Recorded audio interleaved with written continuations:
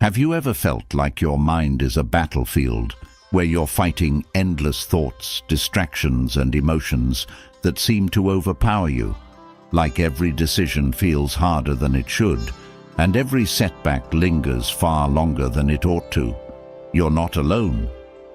In today's chaotic world, controlling your mind isn't just a skill, it's a superpower.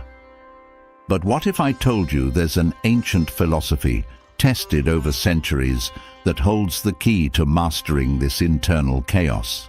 Stoicism, a guide that transforms storms into calm waters, noise into silence, and hesitation into purpose. In this video, you're about to uncover 50 Stoic lessons that will rewire your thinking, sharpen your focus, and give you the clarity to control your mind like never before. Prepare to learn from the wisdom of Epictetus, Seneca, and Marcus Aurelius. These aren't just lessons, they're tools to help you break free from overthinking, fear, and doubt so you can take charge of your life. Let's dive in, but first, let me tell you a story that will set the stage for the incredible transformation you're about to experience. In a bustling ancient marketplace, where the aroma of fresh bread mixed with the clatter of merchants and the chatter of passers-by, there lived a man named Cassius. To everyone around him, Cassius seemed to have it all: wealth, influence, and respect.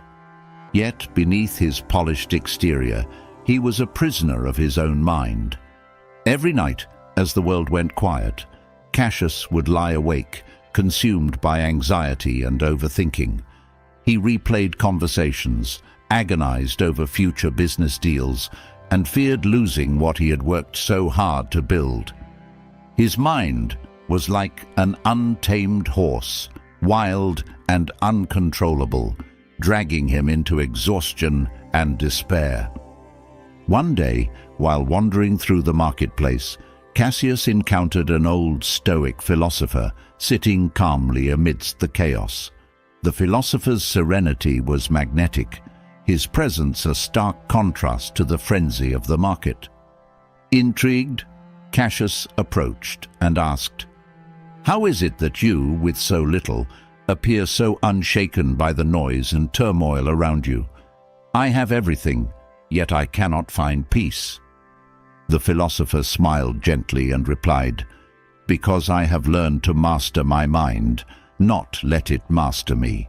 True peace comes not from controlling the world, but from controlling yourself." He invited Cassius to sit and shared a lesson that would change his life forever.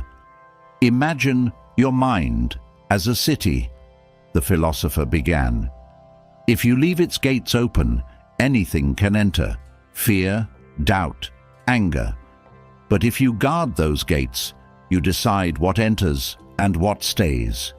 To control your mind, you must first train it, discipline it, strengthen it. This is the path to freedom."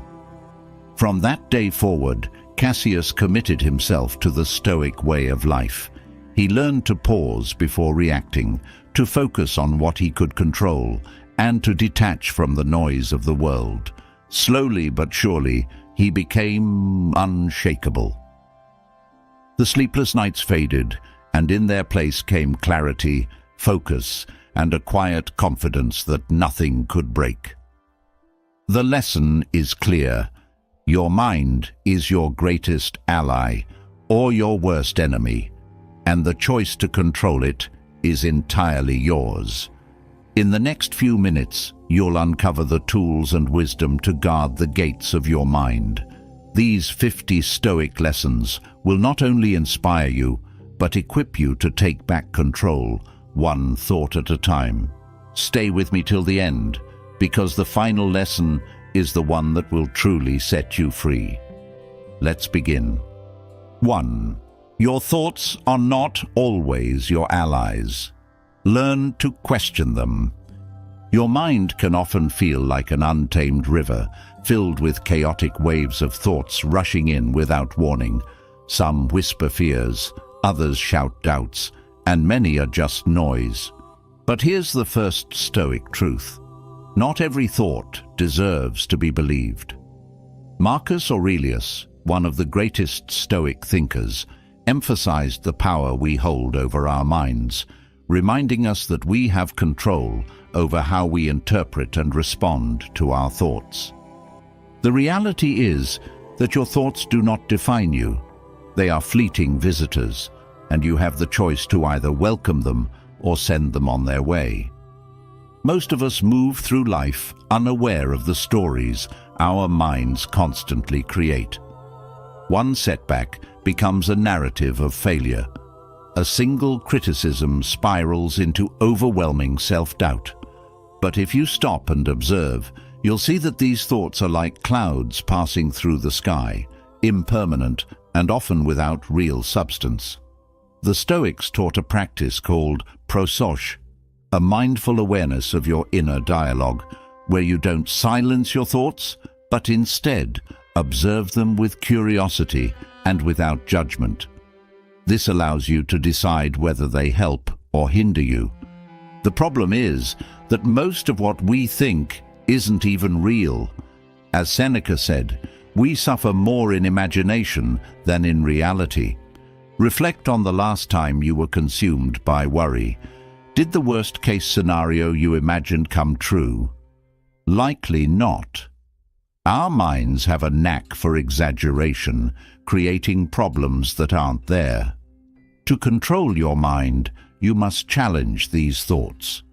When you feel inadequate or anxious, ask yourself if the thought is based on fact or simply a projection of fear. This practice will weaken the grip of harmful thoughts over time. One of the most powerful Stoic techniques for mastering thoughts is cognitive distancing. Instead of identifying with every thought, step back and observe them as if watching a movie. You're not the actor caught in the drama. You're the audience, calmly evaluating what's on the screen. Epictetus taught that it's not events themselves, but how we interpret them that causes distress. When you realize that your thoughts are just interpretations, not truths, you begin to reclaim your power over them. Reframing a thought like, "I am a failure," into, "I'm having a thought about failure," creates enough distance to see the bigger picture. The ability to pause is another crucial Stoic skill. When a thought triggers anger, anxiety, or sadness, resist the urge to react.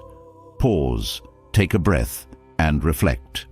This momentary pause breaks the loop of automatic reactions and allows you to choose a measured response. For example, if you receive criticism at work, instead of spiraling into self-doubt, you can pause and ask yourself whether the critique is valid.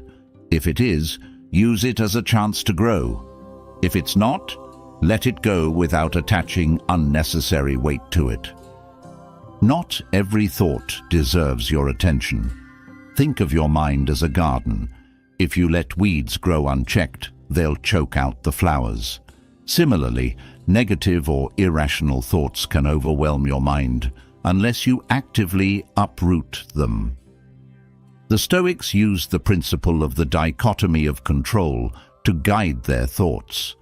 While you can't always control which thoughts arise, you can control how you respond to them.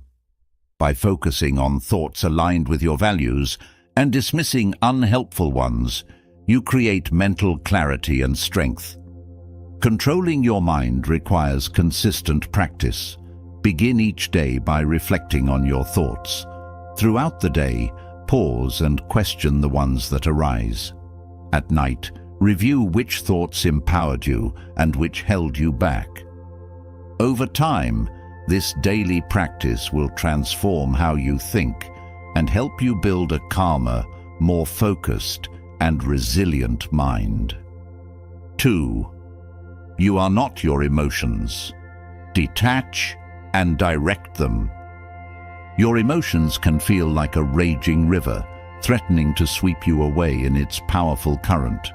When anger, sadness, or fear grips you, it's easy to feel like you're drowning, powerless to resist. But the second Stoic truth reveals that you are not your emotions. You are the observer standing on the riverbank, watching the water flow. The moment you realize this, you regain control. The Stoics understood emotions as natural responses to our perceptions. Anger flares when we feel wronged. Sadness arises when we perceive loss. Fear emerges in the face of uncertainty. But these emotions are not inherently good or bad. They simply are. Marcus Aurelius reminded himself that anxiety and distress come not from the world, but from within, from how we interpret events. Recognizing this gives you immense power. Your emotions are internal, and they only control you if you allow them to. One of the greatest mistakes we make is identifying with our emotions. We say, "I am angry," or "I am sad," as though these emotions define us. But emotions are temporary states, not permanent truths. You are not anger. You are someone experiencing anger. This subtle distinction is transformative. Detaching from emotions doesn't mean ignoring or suppressing them. It means observing and understanding them without letting them dictate your actions. When anger arises, ask yourself why it's there. What belief or expectation is fueling it? This self-inquiry not only reduces the intensity of the emotion, but also provides clarity. Emotions carry energy, and that energy can be either destructive or constructive. Anger, for example, can lead to harmful, impulsive actions, or it can be channeled into addressing an injustice. Sadness can either paralyze you or deepen your empathy and connection with others. The Stoics believed that true freedom comes from directing emotions toward productive ends rather than being ruled by them. Seneca famously said that no one is truly free who is not master of themselves. Mastering your emotions starts with awareness. When you feel overwhelmed, pause and name the emotion. Simply identifying it, "This is anger," or "This is fear," lessens its grip. Then take slow, deep breaths to calm your nervous system. This act alone can interrupt the cycle of emotional reactivity. Once calm, reframe the situation. Instead of seeing emotions as obstacles, view them as opportunities for growth.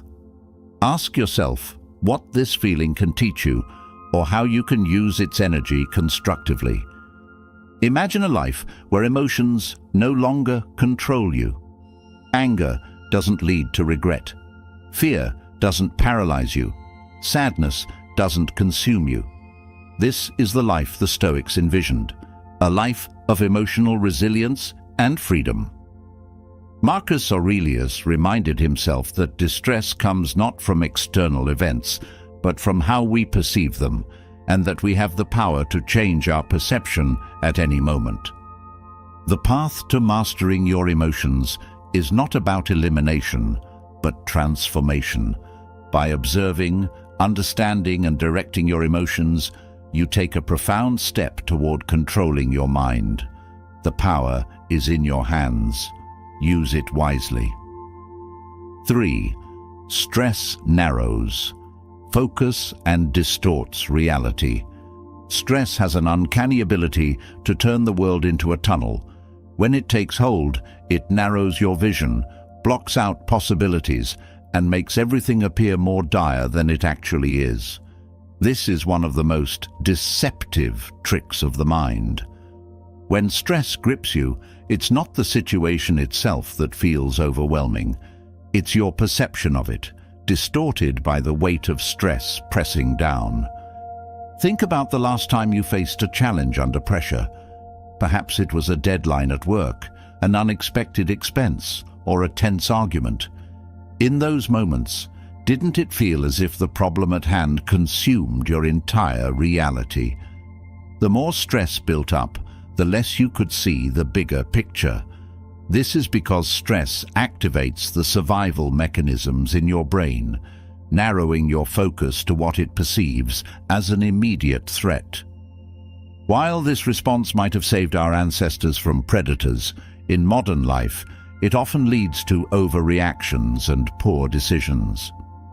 The Stoics understood the dangers of this tunnel vision. They taught that stress is not caused by events, but by how we interpret them. When you're stressed, your mind magnifies the difficulty of a situation and minimizes your ability to cope. Marcus Aurelius would remind himself to ask, "What is within my power to control here?" This simple question cuts through the haze of stress and brings clarity. By shifting focus from the enormity of the challenge to the actions you can take, you regain a sense of agency. Stress also has a way of distorting reality. It convinces you that the worst-case scenario is inevitable and that you lack the resources to handle it. But how often do those worst fears come true? More importantly, how often do you find yourself stronger and more capable than you initially thought? Stress feeds on your doubts and insecurities, amplifying them until they feel overwhelming. Recognizing this distortion is the first step to breaking its hold. To counteract stress's narrowing effect, practice zooming out. Imagine your current situation as a single frame in the movie of your life. Will this moment define the entire story? Unlikely. Remind yourself that even the most challenging scenes eventually pass, and the narrative moves forward. This perspective doesn't diminish the difficulty you're facing, but it does remind you that life is bigger than any one moment. Another antidote to stress is to create space in your mind through deliberate pauses. When you feel overwhelmed, step away for a few minutes. Take a walk, focus on your breathing, or write down your thoughts. These small acts can expand your mental bandwidth and help you see the situation more clearly. By stepping out of the stress-induced tunnel, you open yourself to solutions and perspectives that were previously hidden. Stress will always be a part of life, but it doesn't have to dominate your reality. The Stoics believed that by mastering your perceptions, you could navigate even the stormiest seas with calm and clarity. Remember, stress distorts reality, but with practice, you can learn to see through its illusions and find the truth waiting on the other side. 4. Stress creates an illusion of permanence. When you're under stress, it's easy to feel like the weight of the world will never lift. Every challenge feels eternal, every problem insurmountable. This is one of stress's most powerful deceptions, the illusion of permanence. It convinces you that your current difficulties are not just temporary setbacks, but unchangeable realities. Yet if you step back, you'll realize how false this perception truly is. Think about the struggles you faced a year ago. How many of them still weigh on you today? Probably not as many as you feared at the time. Stress in the moment feels all-consuming. It tricks you into believing that things will never get better, that you'll always feel this overwhelmed, and that the situation will never improve. But as the Stoics taught, life is in constant flux. No emotion, no event, and no problem lasts forever. The Stoic philosopher Epictetus often spoke of the impermanence of life's difficulties. He urged his followers to remember that everything changes, including our struggles. When stress clouds your mind, remind yourself of this truth. Nothing is permanent. Every storm eventually passes, and the sun returns to the sky. This perspective doesn't eliminate the difficulty, but it does offer hope and a sense of perspective. The illusion of permanence also amplifies fear and anxiety. When you believe a problem will never end, it becomes far more intimidating. But what if you could break this illusion? Start by focusing on the present moment, rather than projecting into an imagined future. Ask yourself, what can I do right now? Action, no matter how small, chips away at the illusion of permanence. It reminds you that you are not stuck, that you have the power to move forward. Stress can make time feel frozen, but in reality, life is always moving. When you're caught in stress's grip, it helps to remind yourself of the larger timeline. Write down the challenges you've overcome in the past. Reflect on how you thought they would never end, but eventually did. This exercise reinforces the truth that no matter how overwhelming a situation feels, it is temporary. The Stoics also emphasized gratitude as a way to counter stress. When you're stressed, your mind focuses on what's wrong. Practicing gratitude shifts your perspective to what's right. Even in the midst of difficulty, there are things to be thankful for: a supportive friend, a moment of rest, or the simple fact that you're still here, persevering. Gratitude doesn't erase challenges, but it reminds you of the good that exists alongside them. The next time stress tells you that this moment will last forever, pause and remind yourself of its impermanence. Just as night turns to day, this too shall pass. By seeing through the illusion of permanence, you reclaim your ability to act, adapt, and move forward with resilience. Stress may create the illusion of a never-ending storm, but you have the strength to weather it and the knowledge that calmer skies await. 5. Suppressing stress-induced energy worsens it. Stress is like a tightly coiled spring inside you, building tension with every added demand, worry, or unresolved emotion. Many of us instinctively try to suppress this energy, pushing it down in an effort to carry on as though everything is fine. But here's the paradox. The more you suppress stress-induced energy, the more powerful and destructive it becomes. When you suppress stress, you're essentially trapping that energy within your body. It doesn't disappear, it festers, waiting for an opportunity to erupt. Think of it like trying to hold down a beach ball underwater. At first, you might manage to keep it submerged, but the pressure builds, and eventually it bursts to the surface with force. Stress works the same way. Suppression might provide temporary relief, but it's a ticking time bomb for your physical and mental health. Suppressed stress often manifests in unexpected ways. It can show up as irritability, fatigue, or a sense of detachment. Over time, it can take a toll on your body. Headaches, digestive issues, and even chronic illnesses are frequently linked to unaddressed stress.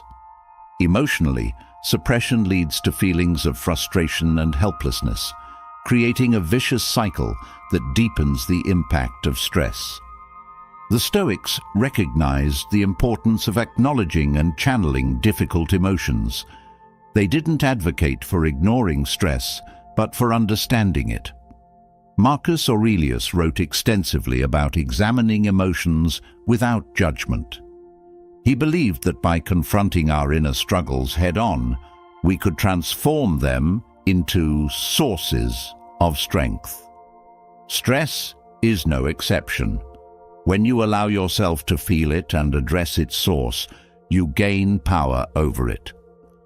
So, how do you release stress-induced energy constructively?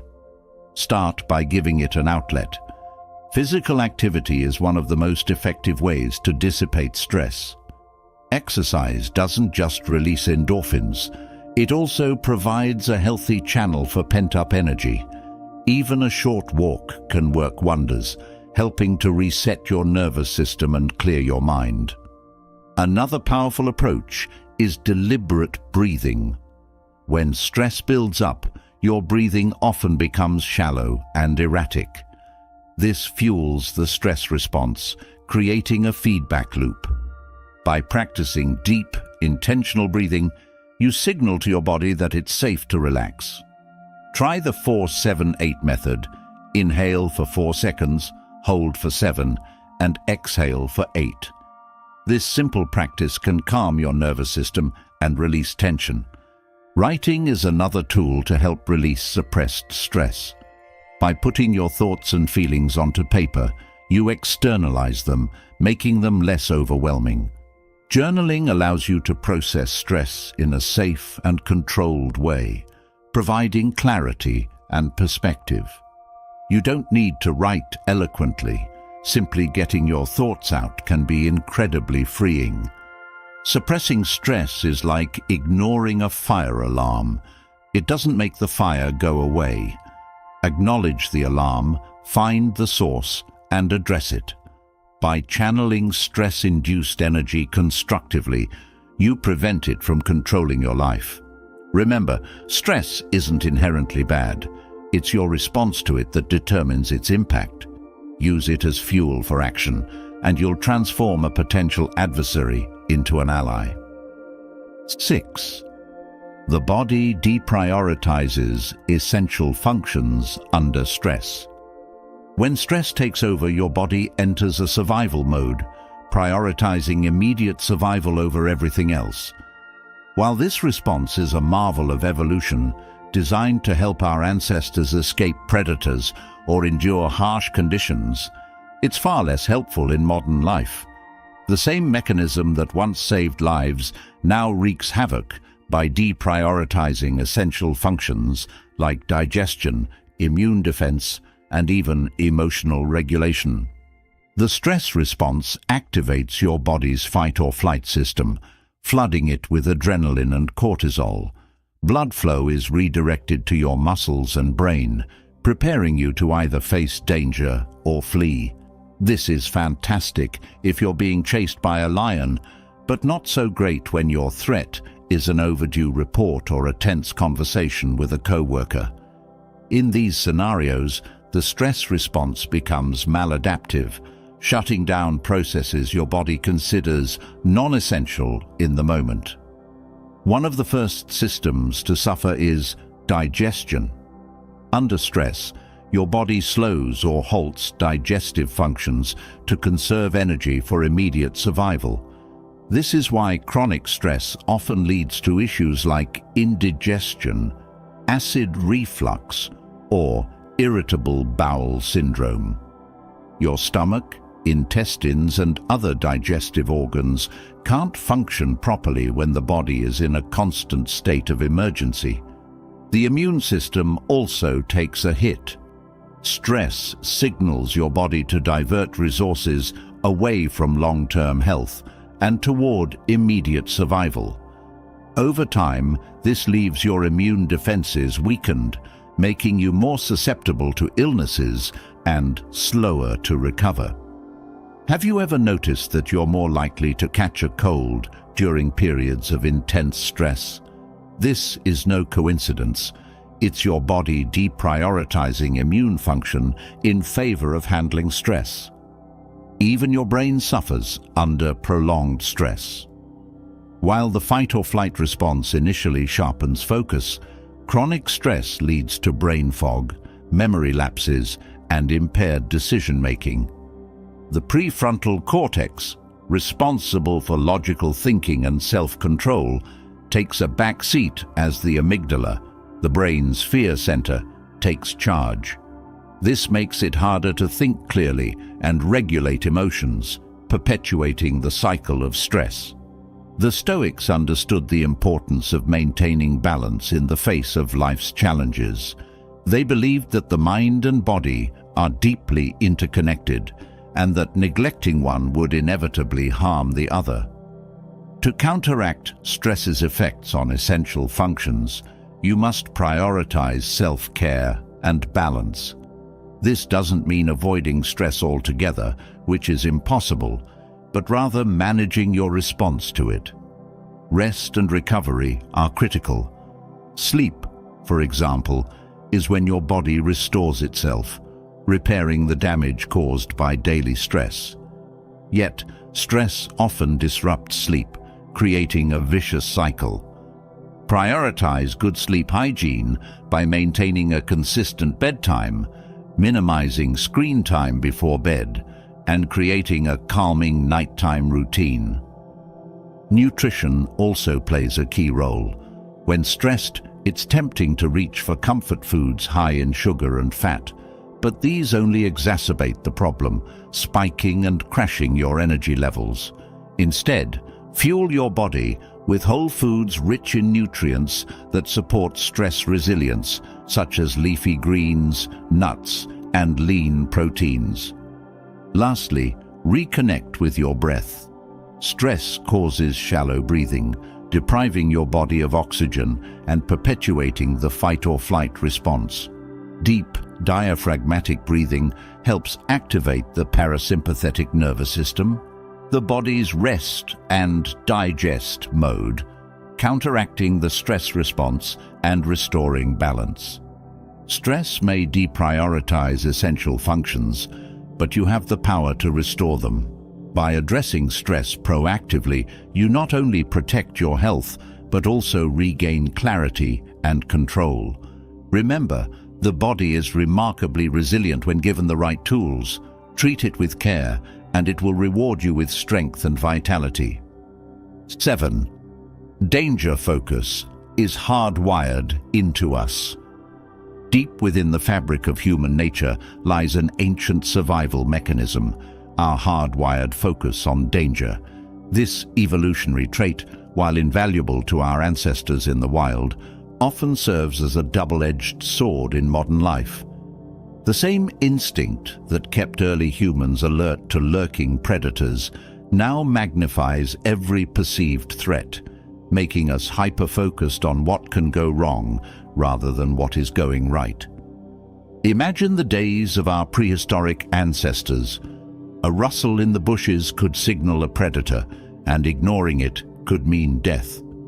This acute danger focus was crucial. It kept our ancestors alive. Fast forward to today, and while we no longer face saber-toothed tigers, our brains still interpret stressors like deadlines, disagreements, or financial worries as life-threatening dangers. This outdated system, though well-intentioned, can turn everyday challenges into overwhelming crises. Danger focus isn't inherently bad. It's what enables us to spot and respond to threats quickly. But when left unchecked, it distorts reality. Instead of perceiving situations with balanced clarity, we fixate on the worst-case scenarios. The brain's amygdala, often called the fear center, hijacks rational thinking, amplifying threats and suppressing logical decision-making. This is why, in moments of stress, minor issues can feel catastrophic. One of the pitfalls of danger focus is its impact on relationships and decision-making. When hyper-focused on potential dangers, we may misinterpret neutral comments as criticism, see disagreements as personal attacks, or overreact to minor setbacks. This reactive mindset not only heightens conflict, but also erodes trust and connection with others. The Stoics understood the power of perception and its influence on our emotions. They taught that events themselves are not inherently good or bad. It's our interpretation of them that creates suffering. Epictetus famously said, "Men are disturbed not by things, but by the views they take of them." In the context of danger focus, this wisdom invites us to pause, question our initial reactions, and seek a broader perspective. So how can we manage this deeply ingrained instinct? First, awareness is key. Recognizing when your mind is slipping into a danger-focused state can help you regain control. When you notice your thoughts spiraling into negativity, ask yourself, is this perception rooted in reality, or is my brain exaggerating the threat? Often, this simple question can shift your perspective. Grounding techniques such as mindfulness or deep breathing can also help interrupt the cycle of hyperfocus. By directing your attention to the present moment, you remind your brain that you are safe and that there is no immediate threat. Over time, this practice retrains your mind to approach challenges with greater calm and clarity. Reframing is another powerful tool. Instead of viewing challenges as dangers, try to see them as opportunities for growth. For example, a difficult conversation at work might feel threatening, but it's also an opportunity to build better communication skills. This shift in mindset can reduce the emotional charge of perceived threats, making them easier to navigate. Ultimately, danger focus is a survival mechanism that has outlived its primary purpose in many situations. By understanding and managing this instinct, you can break free from its grip, approach challenges with a balanced perspective, and channel your energy into meaningful action. Remember, the goal is not to eliminate this instinct, it's to master it, using it as a tool rather than letting it control you. 8. Grief and heartbreak. Hijack motivation. Circuits. Few experiences in life are as disorienting and consuming as grief and heartbreak. Whether it's the loss of a loved one, the end of a relationship, or the collapse of a cherished dream, these moments strike at the core of our being, hijacking the very circuits that fuel our motivation and purpose. What's left behind is often a sense of emptiness, a void where ambition and energy once thrived. Grief and heartbreak are deeply personal experiences, yet their effects on the brain are universal. Neuroscience reveals that these states activate areas in the brain associated with physical pain, particularly the anterior cingulate cortex. This is why the ache of loss can feel as tangible as a physical wound. The same circuits that drive our motivation are disrupted, creating a profound sense of lethargy and disconnection. In moments of grief, the brain struggles to reconcile the loss with its expectations of reality. The routines and plans built around a person or situation are suddenly rendered meaningless, leaving the mind scrambling to adapt. This clash between expectation and reality is exhausting, draining the energy needed for forward momentum. Heartbreak, in particular, can feel like an assault on identity. When relationships end, especially those deeply entwined with our sense of self, it's not just the loss of the other person, it's the loss of a version of ourselves. The brain, which thrives on patterns and familiarity, struggles to let go, replaying memories and creating an internal tug-of-war that stifles motivation. The Stoics were no strangers to loss. Marcus Aurelius, in his Meditations, often reflected on the impermanence of life and the inevitability of separation. He wrote, "Loss is nothing else but change, and change is nature's delight." While this perspective doesn't erase the pain, it offers a lens through which to view grief not as an ending, but as part of the natural order of life. To navigate the grip of grief and heartbreak, it's essential to allow yourself to feel. Suppressing these emotions only prolongs their hold, much like bottling stress intensifies its effects. Acknowledge the pain, but don't let it define you. Journaling can be a powerful outlet, helping you articulate feelings that might otherwise remain tangled in your mind. Another vital step is reconnecting with purpose.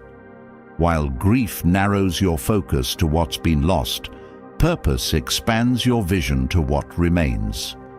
This doesn't mean forcing yourself into productivity, but finding small, meaningful actions that reignite a sense of agency. Volunteering, creative projects, or even simple acts of self-care can serve as gentle reminders that life continues. Community also plays a crucial role in healing.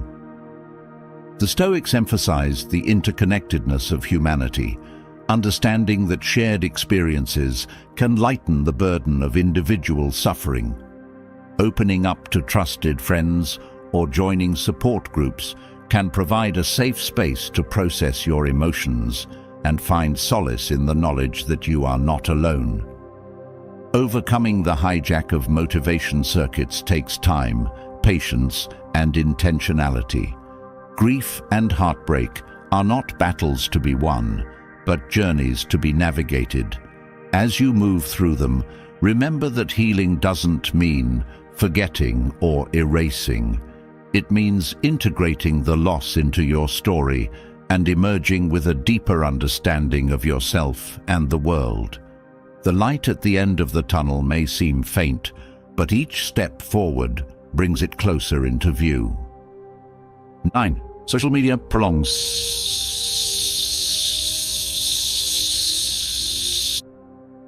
Heartbreak has always been a deeply painful experience, but in the age of social media, it has taken on a new, insidious dimension.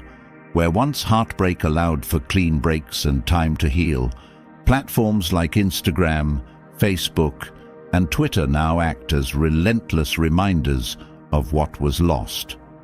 The digital age doesn't just memorialize relationships, it extends the grieving process, making it harder to let go and move forward. One of the most challenging aspects of social media during heartbreak is the constant exposure to curated realities. Seeing your ex smiling in photos, posting about exciting adventures, or even moving on with someone else can feel like pouring salt on an open wound. Social media rarely tells the full story, but your brain doesn't make that distinction. It interprets these moments as reality, fueling feelings of inadequacy, loss, and longing. The dopamine-driven nature of social media compounds the problem. Every time you scroll through your ex's profile or look at old messages, your brain rewards you with a small hit of dopamine, the same chemical that creates feelings of pleasure and attachment. This reinforces the behavior, creating a cycle of emotional dependency that makes detachment nearly impossible.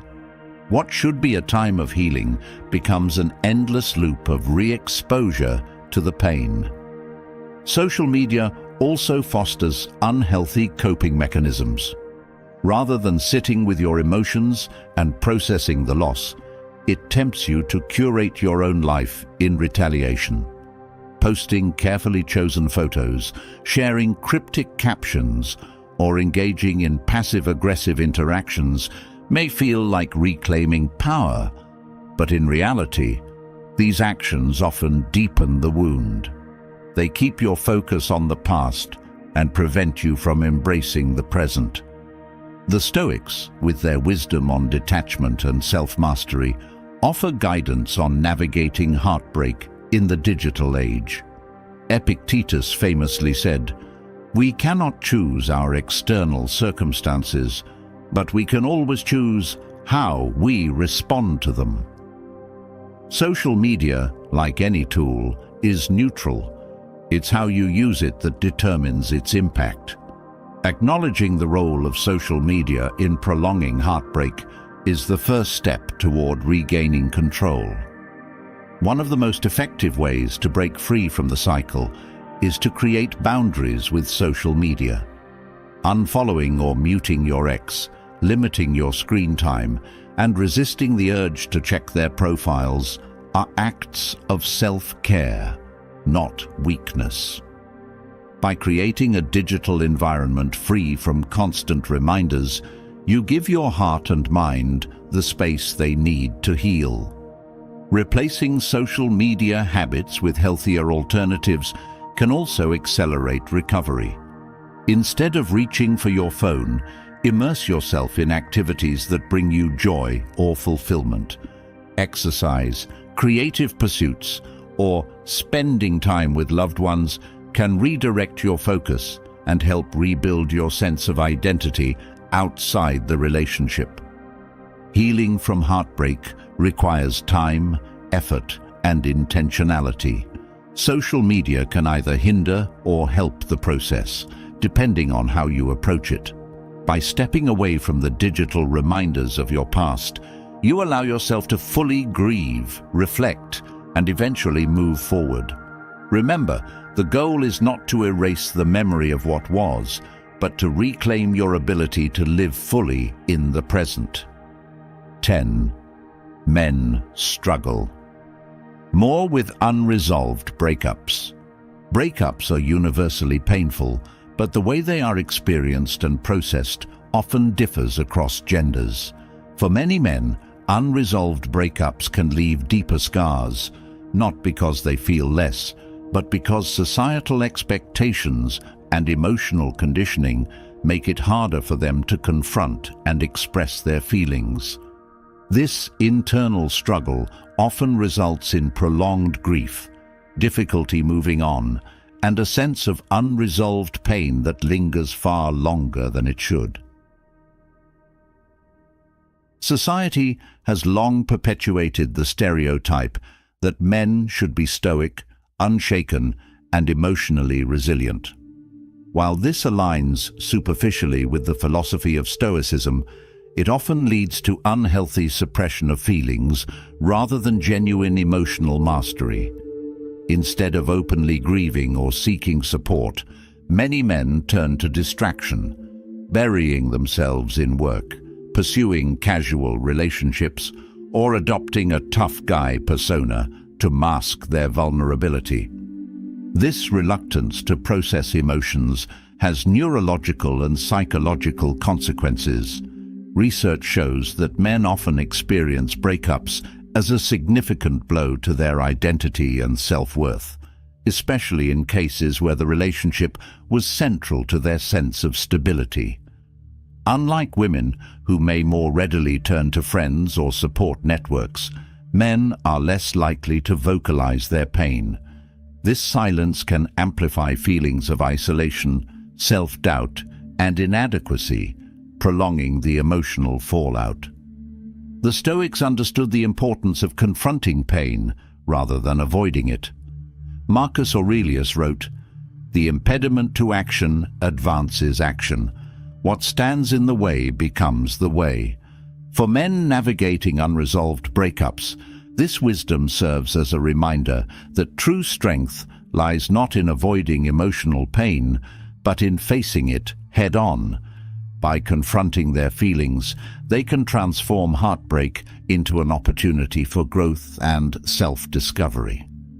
One of the barriers men face in resolving breakups is the tendency to romanticize the past. Memories of the relationship are often filtered through a lens of nostalgia, magnifying the good and minimizing the bad. This skewed perception makes it harder to let go, as the brain clings to an idealized version of what once was. Breaking free from this pattern requires a commitment to seeing the relationship for what it truly was, flaws and all. Another challenge is the tendency to externalize blame. Men may attribute the breakup to external factors or the actions of their ex-partner, rather than examining their own role in the relationship's dynamics. While this defense mechanism protects the ego, it also prevents meaningful self-reflection and growth. Recognizing and taking responsibility for one's actions is a crucial step toward closure and emotional maturity. To navigate unresolved breakups, men must create space for vulnerability. This doesn't mean abandoning strength. It means redefining it. True strength is the ability to acknowledge pain, seek support, and work through emotions in a constructive way. Talking to a trusted friend, therapist, or mentor can provide the validation and perspective needed to process feelings and move forward. Another powerful tool is self-compassion. Men often hold themselves to impossibly high standards, viewing emotional pain as a weakness or failure. Practicing self-compassion involves treating oneself with the same kindness and understanding one would offer a friend. It's a reminder that pain is a universal part of the human experience, not a reflection of personal inadequacy. Healing from an unresolved breakup is a journey, not a destination. It requires patience, introspection, and a willingness to embrace discomfort. For men, breaking free from societal expectations and embracing a more authentic, emotionally open approach can pave the way for deeper connections, greater self-awareness, and a more fulfilling life. Remember, the end of a relationship is not the end of your story. It's a chance to write a new, more empowering chapter. 11. Avoidance delays trauma recovery. Trauma has a way of embedding itself deep within the mind, creating echoes that reverberate long after the initial experience has passed. It often feels like a protective instinct to avoid anything that reminds us of the pain, to keep it locked away in a mental vault and never look back. But while avoidance may offer temporary relief, it ultimately delays the recovery process and traps us in a cycle of fear and unresolved pain. The act of avoidance is deceptively appealing. It whispers promises of safety, urging you to steer clear of triggers and anything that might reopen old wounds. However, avoidance doesn't eliminate trauma, it buries it. The more you avoid confronting your pain, the more power it gains over your life, dictating your actions, decisions, and emotional state. Over time, avoidance becomes a prison of your own making, a place where the trauma remains alive and unchallenged. When we avoid addressing trauma, the brain doesn't have a chance to process and integrate the experience. Instead, the unexamined pain festers, manifesting in subtle but pervasive ways. It may show up as anxiety, irritability, or a constant sense of unease. Relationships, work, and even daily routines can become tainted by the shadow of what's been left unresolved. The brain, in its effort to protect you, keeps you hypervigilant, scanning for threats that may not even exist. The Stoics, with their emphasis on resilience and self-awareness, would argue that true strength comes from facing challenges, not fleeing from them. Marcus Aurelius famously said, "If you are distressed by anything external, the pain is not due to the thing itself, but to your estimate of it. And this you have the power to revoke at any moment." This wisdom reminds us that it is our response to trauma, not the trauma itself, that determines our ability to heal. Facing trauma requires courage, but it also requires patience and self-compassion. Acknowledging the pain is the first step. This doesn't mean you have to relive every detail or dwell on the experience endlessly. Instead, it involves creating a space where the pain can be observed, understood, and ultimately released. Journaling, therapy, or even meditative practices can provide a safe outlet for this exploration. Avoidance often thrives on the belief that facing trauma will be too overwhelming to bear. But the human mind and body are remarkably resilient. When given the chance, they possess an innate ability to heal. By avoiding the pain, you deny yourself the opportunity to discover just how strong and capable you truly are. Breaking the cycle of avoidance may feel daunting, but small steps can lead to significant progress. Start by identifying one aspect of your trauma that feels manageable to confront. It could be talking to a trusted friend, revisiting a place tied to the experience, or expressing your feelings through creative outlets like art or writing. Each step, no matter how small, chips away at the power the trauma holds over you. Recovery is not about erasing the trauma. It's about integrating it into your life in a way that allows you to move forward. Avoidance may promise safety, but it delivers stagnation. Facing your pain, with all its discomfort and uncertainty, is the path to freedom. Remember, healing is not a linear process, but every moment spent confronting your truth brings you closer to reclaiming your life. 12. Controlled exposure is key to overcoming fear. Fear, by its very nature, seeks to control. It whispers doubts, creates barriers, and convinces you that avoidance is the only way to stay safe. But the paradox of fear is that the more you avoid it, the larger and more insurmountable it becomes. Controlled exposure, however, offers a way to break free, a method to confront fear gradually, reclaim your power, and grow stronger with each step. Controlled exposure is not about diving headfirst into your worst fears. It's about taking deliberate, measured steps that allow you to confront what scares you in a way that feels manageable.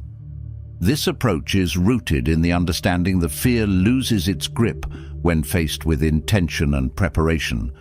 By gradually increasing your tolerance, you train your mind and body to respond with calm instead of panic. Fear often thrives on uncertainty. The unknown fuels the mind's tendency to catastrophize, imagining worst-case scenarios that rarely come to pass. Controlled exposure helps to dismantle these illusions. Each encounter with your fear provides evidence that you are stronger than you believed, and that the feared outcomes are often far less dire than imagined. The Stoics understood the importance of facing discomfort head-on. Seneca wrote, "We suffer more often in imagination than in reality." This insight captures the essence of controlled exposure. The imagined version of fear is often far more powerful than the reality of the experience. By exposing yourself to the source of your fear in small, manageable doses, you begin to strip away its illusion of power. The process of controlled exposure begins with self-awareness. Identify the specific fear that holds you back and consider what triggers it. Then, break it down into smaller, less intimidating steps. If public speaking terrifies you, for example, start by practicing in front of a mirror, then move on to speaking to a close friend, and eventually to a small, supportive group. Each step builds confidence and resilience, preparing you for greater challenges. Physical and mental preparation are also crucial. Deep breathing, mindfulness, and visualization techniques can help calm the body's stress response, allowing you to approach each exposure with a sense of control. By grounding yourself in the present moment, you remind your mind and body that the fear is not as overwhelming as it seems. The beauty of controlled exposure is that it not only diminishes fear, it also fosters growth. Each step forward strengthens your sense of self-efficacy, showing you that you are capable of handling discomfort and uncertainty. Over time, the fears that once felt insurmountable become opportunities for growth, resilience, and self-discovery. Controlled exposure requires patience and persistence. It's not a quick fix, but rather a journey of gradual progress. There will be setbacks, moments when the fear feels too strong or the steps too daunting. But each attempt, no matter the outcome, is a victory in itself. With every encounter, you gain strength, confidence, and a deeper understanding of your own capacity for courage. Fear is a natural part of life, but it doesn't have to define it. Controlled exposure is a powerful tool for reclaiming your freedom and breaking free from the limitations fear imposes. Remember, bravery is not the absence of fear. It's the willingness to face it, one step at a time. 13. Comfort can lead to fatal complacency. Comfort is seductive. It whispers promises of ease, safety, and predictability, drawing us into routines that shield us from discomfort and uncertainty. But while comfort may feel like a haven, it can quietly transform into a trap. Over time, it fosters complacency, dulls ambition, and stifles growth, leaving us unprepared for the inevitable challenges life will throw our way. In its extreme form, comfort can even become fatal, robbing us of vitality, resilience, and the drive to adapt. The allure of comfort is deeply ingrained in human nature. Our ancestors sought shelter from the elements, steady sources of food, and protection from predators. These instincts served their survival. Today, however, comfort has evolved from a survival mechanism to a cultural obsession.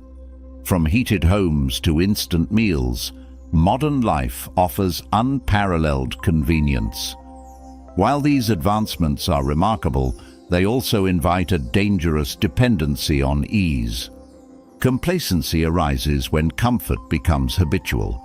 It lulls us into a false sense of security, convincing us that the status quo is sufficient. In this state, we avoid risks, shirk challenges, and resist change. The result? A slow erosion of our mental, physical, and emotional fortitude. Without the stimulus of challenge, the muscles of resilience and adaptability atrophy, leaving us vulnerable when adversity inevitably strikes. The Stoics recognized the perils of excessive comfort. They advocated for periodic self-imposed hardship, not as an act of masochism, but as a means of preparation. Seneca wrote, "Set aside a certain number of days, during which you shall be content with the scantiest and cheapest fare, with coarse and rough dress, saying to yourself, 'Is this the condition that I feared?'" This practice of voluntary discomfort builds resilience and reminds us of our capacity to endure. Comfort's greatest danger lies in its ability to dull our awareness. In the pursuit of ease, we may ignore signs of stagnation or decay, whether in our health, relationships, or personal growth. This complacency can have dire consequences. A sedentary lifestyle, for example, may feel pleasant in the moment, but contributes to long-term health issues. Similarly, avoiding conflict in relationships for the sake of comfort can lead to unresolved tensions that eventually fracture bonds. The antidote to fatal complacency is deliberate discomfort. This doesn't mean rejecting comfort entirely, but rather challenging ourselves to step outside its bounds regularly. Whether it's pushing physical limits through exercise, embracing difficult conversations, or pursuing ambitious goals despite the fear of failure, these acts of intentional discomfort keep us sharp, adaptable, and resilient. Comfort zones are meant to be temporary resting places, not permanent residences. By venturing beyond them, we discover new capabilities, broaden our perspectives, and fortify our character. Each challenge faced, each discomfort endured, adds a layer of strength and adaptability that no amount of comfort could ever provide. In the end, comfort is a double-edged sword. It can be a source of solace and rejuvenation, but if left unchecked, it becomes a silent thief of potential. Recognize its place in your life, but never allow it to become your master. Growth, fulfillment, and resilience lie on the other side of discomfort, waiting to be claimed by those willing to step into the unknown. 14. Adrenaline impairs rational thinking. Adrenaline is often hailed as a life-saving ally, the chemical that propels us into action in moments of crisis. It sharpens the senses, heightens awareness, and fuels the body with energy. But while adrenaline can be invaluable in emergencies, it comes at a cost. Under its influence, rational thinking takes a backseat to instinctual reactions, and in non-life-threatening situations, this can lead to impulsive decisions, misjudgments, and regret. When adrenaline surges through the body, it activates the fight-or-flight response. This ancient mechanism was designed to protect us from immediate dangers, like a predator in the wild. The body diverts energy from non-essential functions, such as digestion and higher-order thinking, to prepare for action. Heart rate accelerates, breathing becomes rapid, and muscles tense. While this response is critical in moments of survival, it's ill-suited for the complexities of modern life. In today's world, most stressors are not life-threatening. Deadlines, arguments, and unexpected challenges rarely require physical combat or escape. Yet, the body responds to these stressors as if they were existential threats. The adrenaline rush clouds judgment, narrowing focus to the immediate problem while disregarding broader context and long-term consequences. This impairment of rational thinking can manifest in various ways. In an argument, adrenaline might drive you to lash out with harsh words, rather than listening and responding thoughtfully. In decision-making, it may push you to act hastily, prioritizing short-term relief over long-term benefits. The Stoics would caution against letting such impulses dictate our actions. Epictetus advised, "It's not what happens to you, but how you react to it that matters." This wisdom underscores the importance of pausing, even amidst the rush of adrenaline, to regain clarity.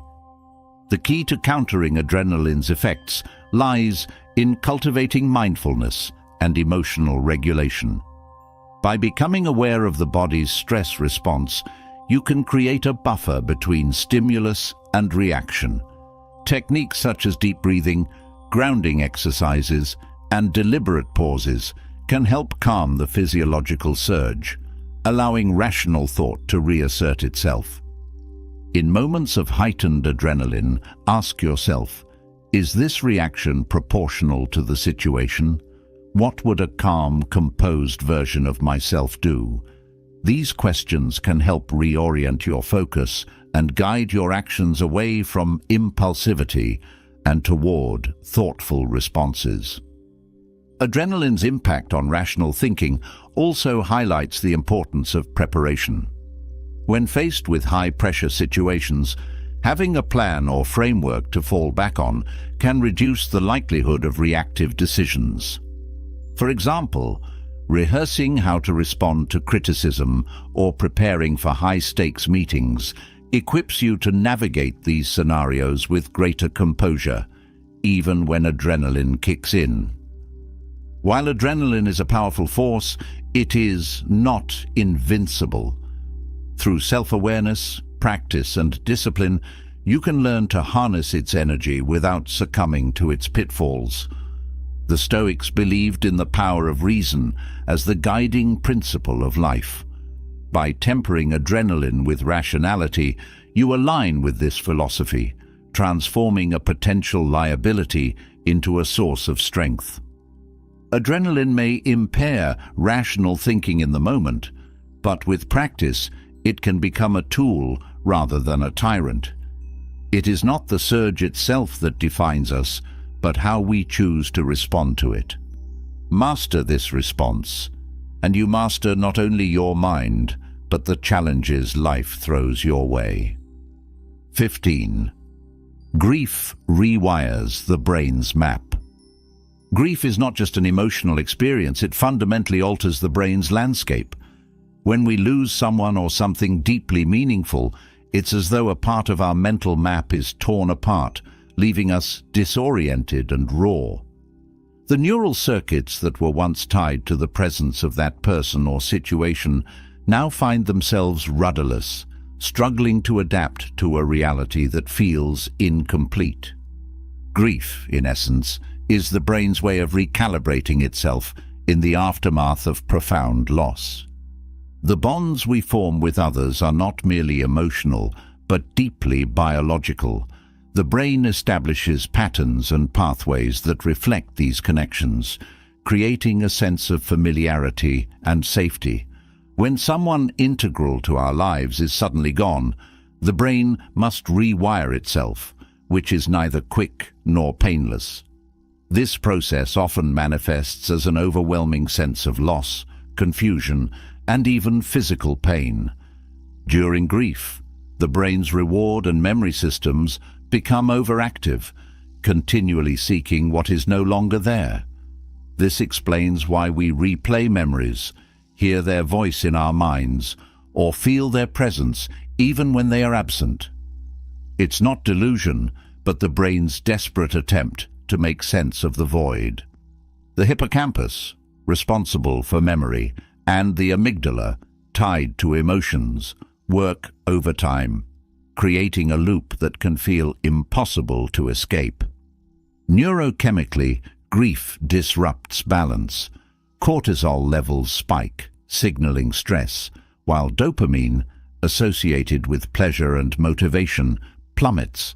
This chemical imbalance contributes to the feelings of hopelessness and inertia, often experienced during mourning.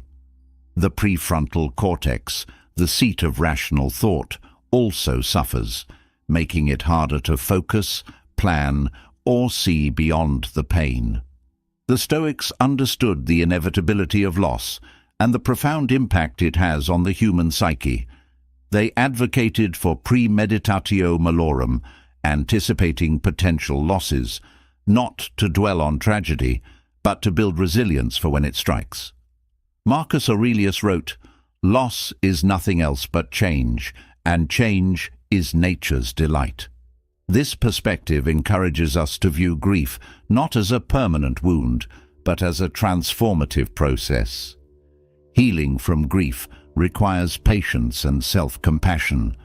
While the brain works to rewire itself, we can support this process through intentional actions, engaging in routines, leaning on supportive relationships, and practicing mindfulness can help anchor us in the present. Grief rewiring is not about erasing memories or severing bonds, but about reshaping the brain's map to include the absence. Grief is a testament to the depth of our connections. It is painful because it is profound. But as the brain rewires itself, new pathways are formed, ones that honor the memory of what was lost, while allowing space for growth and renewal. This transformation does not diminish the importance of the loss. It integrates it into the fabric of our being. In time, the rawness of grief gives way to a quieter, more reflective state.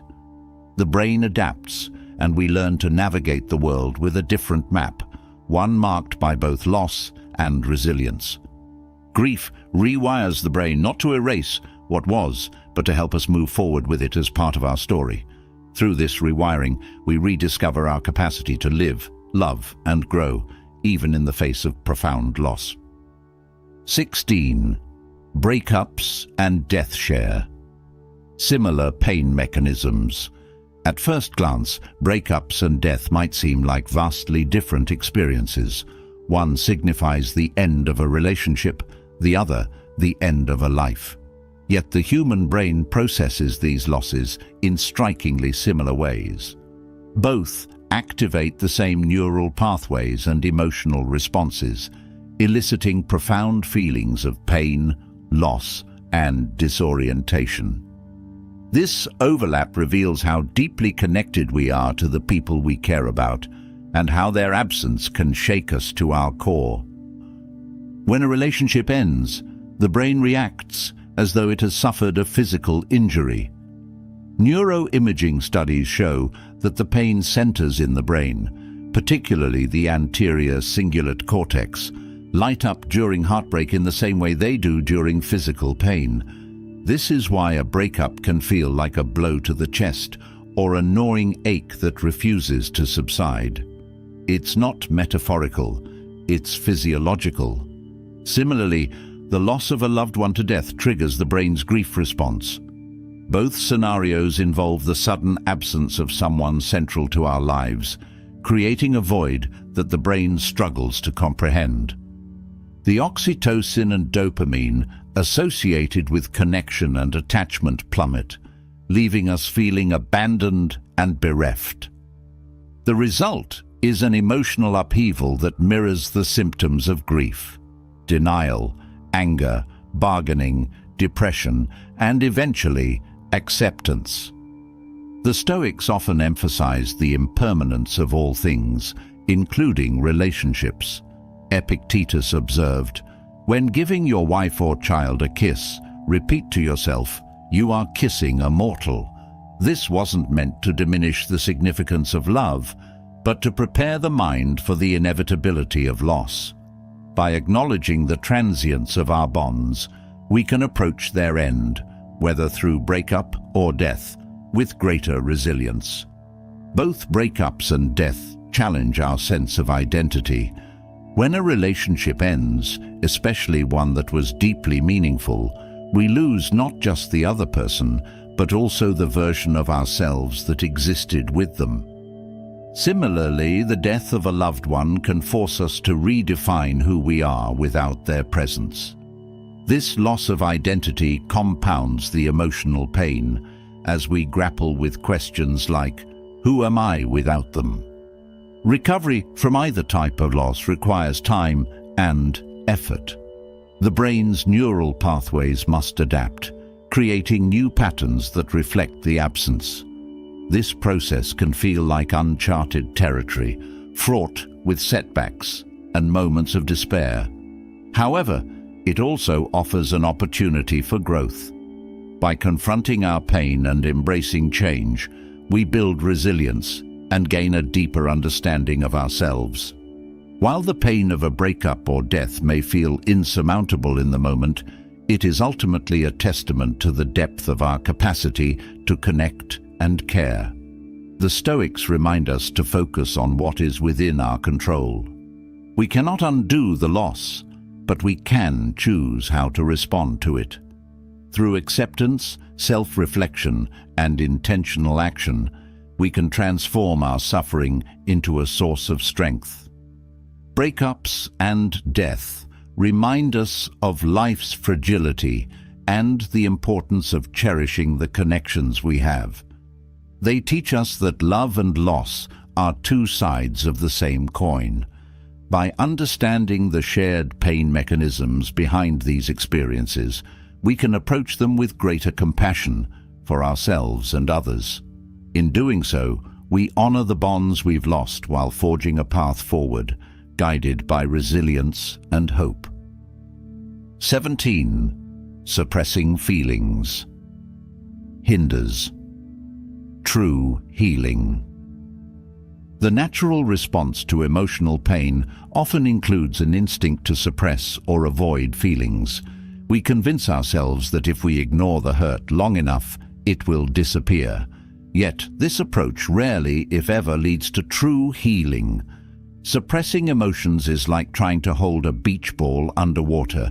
It takes effort, and sooner or later, it will resurface with force. The pain we bury doesn't vanish.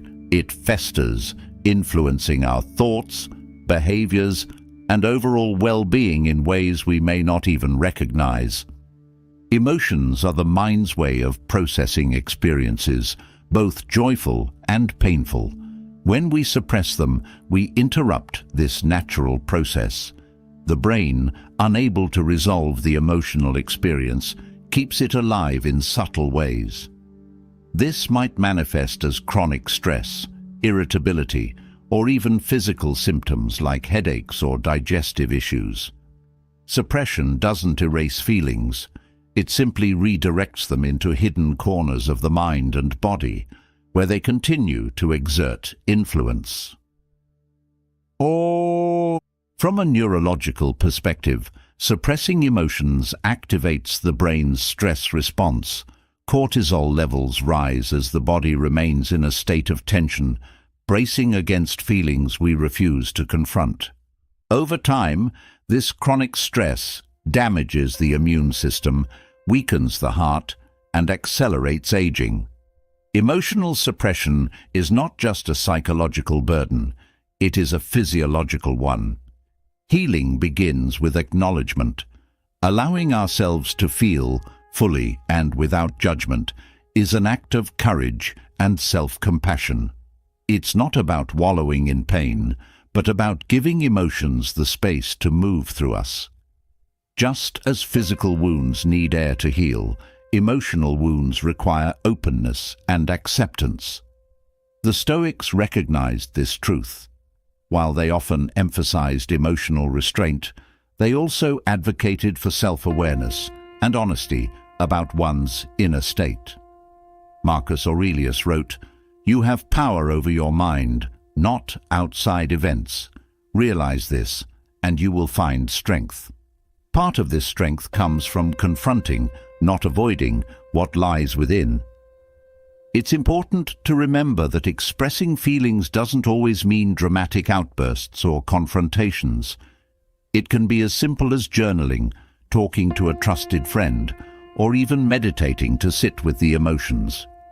These practices allow us to name and understand what we're feeling, which is the first step toward letting go. By acknowledging our pain, we take away its power to control us. Suppressing feelings also hinders our ability to connect with others. Authentic relationships are built on vulnerability and understanding. When we suppress our emotions, we create barriers that prevent meaningful connection. Sharing our feelings, even when it's uncomfortable, fosters empathy and strengthens bonds. It reminds us that we are not alone in our struggles. True healing requires us to face our emotions, no matter how difficult. It's not an easy path, but it's the only one that leads to genuine recovery. By confronting our feelings, we allow ourselves to process them fully, release their grip on us, and move forward with clarity and strength.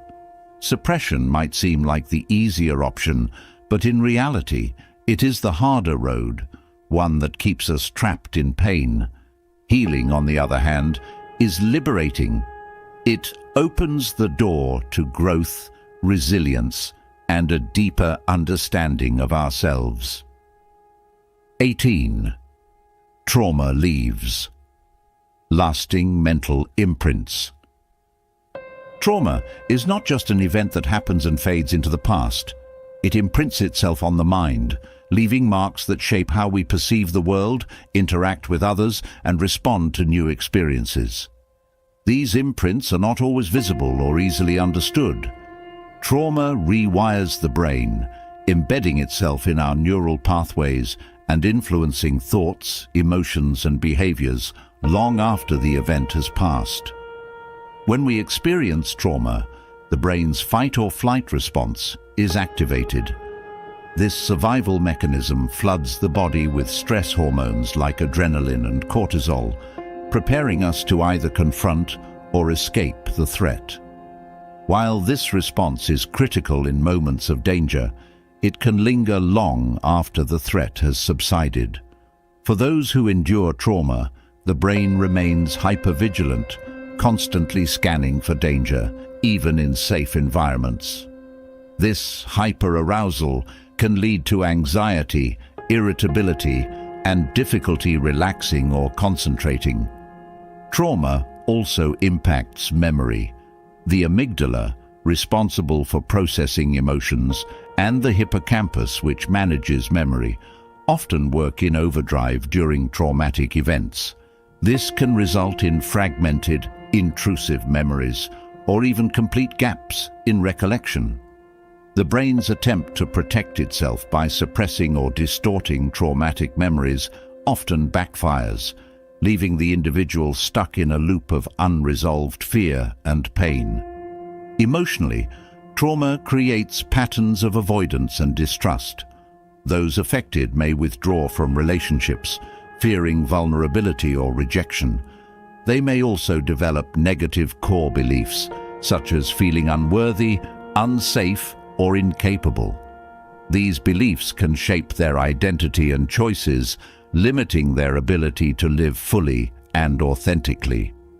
The Stoics understood the importance of addressing fear and pain directly. Seneca wrote, "We suffer more often in imagination than in reality."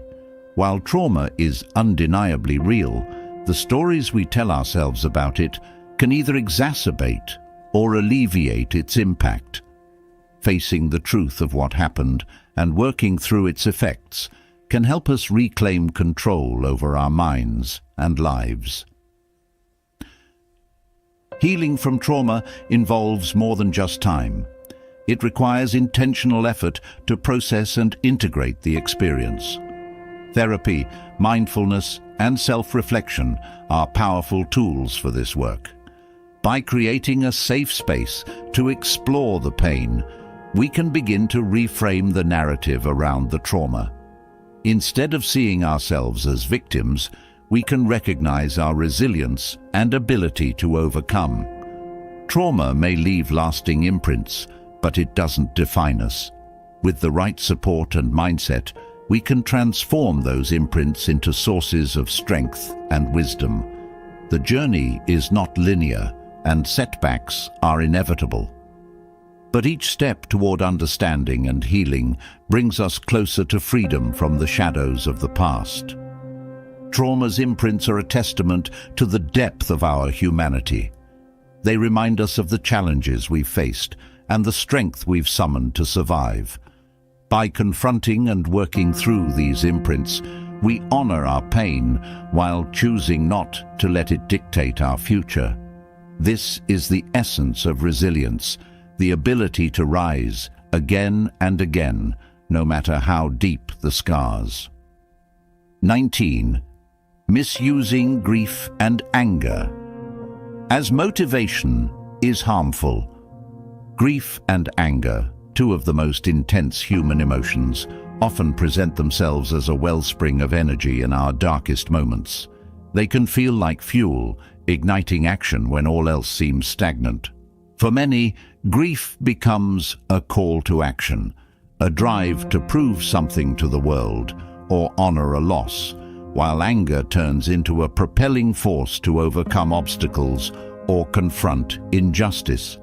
Yet, misusing these emotions as primary motivators can lead to unintended harm, both to ourselves and others.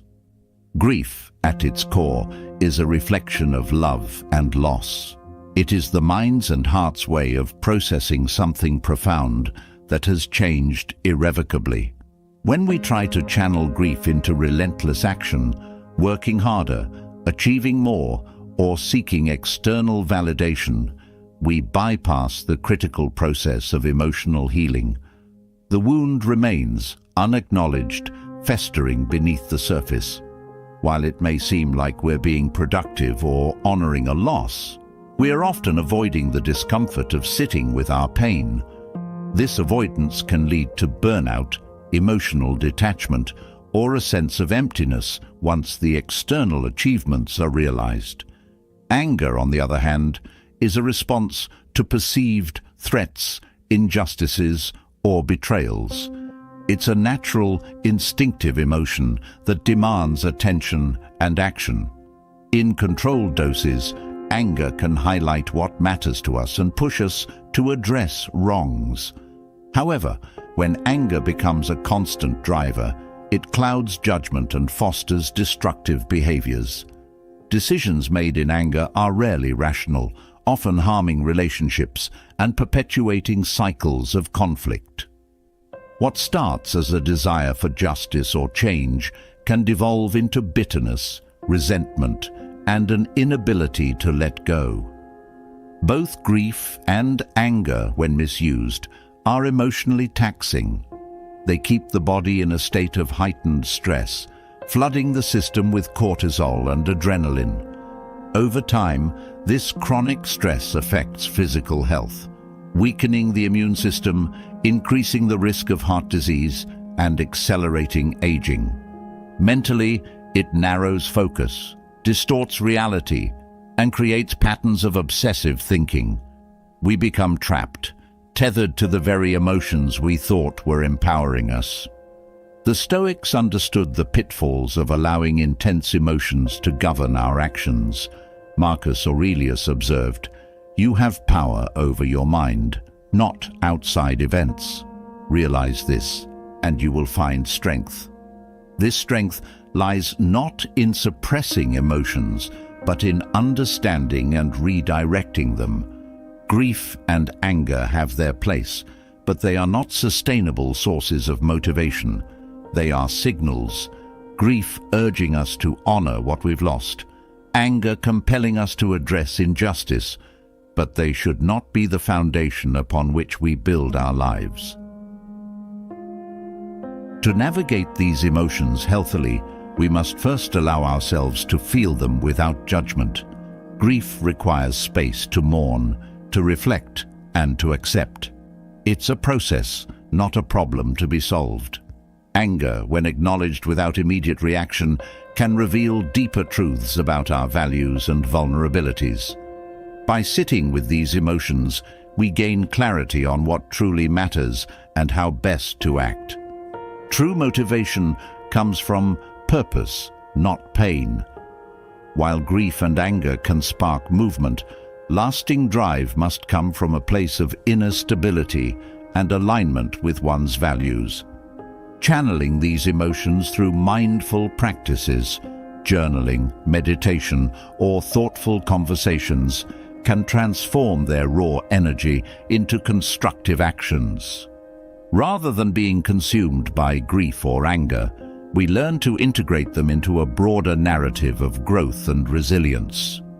Misusing grief and anger as motivation is ultimately harmful because it perpetuates a cycle of emotional dependency. It ties our sense of worth and action to pain, making it difficult to find peace or joy. By acknowledging these emotions, understanding their messages, and moving forward with intention, we reclaim our power. We honor our experiences without letting them define us, creating a path of strength, wisdom, and purpose. 20. Primitive survival systems. Drive. Complex. Emotions. Human emotions, no matter how intricate they may seem, are deeply rooted in primitive survival mechanisms. Beneath the layers of modern thought and societal constructs lies an ancient system designed to keep us alive. This system, while essential for survival, often drives complex emotions in ways that feel overwhelming or contradictory in today's world. At its core, the brain's survival mechanisms are geared toward one primary goal: ensuring the continuation of life. The fight-or-flight response, governed by the amygdala, activates when we perceive threats. This response is immediate and instinctive, triggering fear, anger, or anxiety to prepare the body for action. While these reactions were crucial for our ancestors facing predators or natural disasters, they often misfire in modern contexts, turning social conflicts, deadlines, or perceived slights into life-or-death scenarios. The complexity of human emotions arises from the interplay between these primitive systems and our higher cognitive functions. For instance, fear doesn't just signal immediate danger, it intertwines with memory and imagination, creating anxiety about future possibilities or regret over past actions. Similarly, anger is not only a reaction to injustice, but also a protective shield against vulnerability, masking feelings of hurt or fear. Love, one of the most profound human experiences, also has its roots in survival. The bonds we form with others are driven by the need for connection, safety, and reproduction. Yet, these bonds can lead to jealousy, heartbreak, or grief. Emotions that seem far removed from the simplicity of survival, but are, in essence, extensions of the same primitive drives. Understanding that our emotions are rooted in survival mechanisms can help us navigate them more effectively. It's easy to feel overwhelmed by the intensity or contradictions of our feelings, but recognizing their evolutionary purpose provides clarity. Fear, Anger, love, and sadness are not enemies. They are signals, guiding us towards safety, connection, and meaning. However, in a world vastly different from the one these mechanisms were designed for, it's crucial to approach them with awareness and intentionality. The Stoics emphasized the importance of mastering one's emotions, not by suppressing them, but by understanding and aligning them with reason. Epictetus taught, "It's not what happens to you, but how you react to it that matters." This wisdom reflects the need to bridge the gap between primitive instincts and conscious thought. By observing our emotions without immediate reaction, we create space to choose our responses rather than being driven by unconscious impulses. Primitive survival systems also explain why we are drawn to extremes. The thrill of danger, the intensity of love, or the depth of despair all tap into ancient pathways designed to keep us engaged with life. While these extremes can be exhilarating or profound, they also carry risks, leading to impulsive decisions, burnout, or emotional dependency. To navigate this complexity, we must cultivate self-awareness. Recognizing when our survival instincts are driving our emotions allows us to step back and assess the situation with clarity. Practices like mindfulness, meditation, and journaling help us observe our feelings without judgment, separating the signal from the noise. Over time, this awareness builds resilience, enabling us to respond to life's challenges with wisdom and grace. Primitive survival systems may drive complex emotions, but they do not have to control us. By understanding their origins and purposes, we can harness their energy without being overwhelmed. This balance allows us to honor our humanity while striving for the inner peace and clarity that come from living intentionally. 21. Humans are drawn to extremes. Human beings are wired to gravitate toward extremes, whether it's the allure of intense joy, the depths of despair, or the thrill of risk.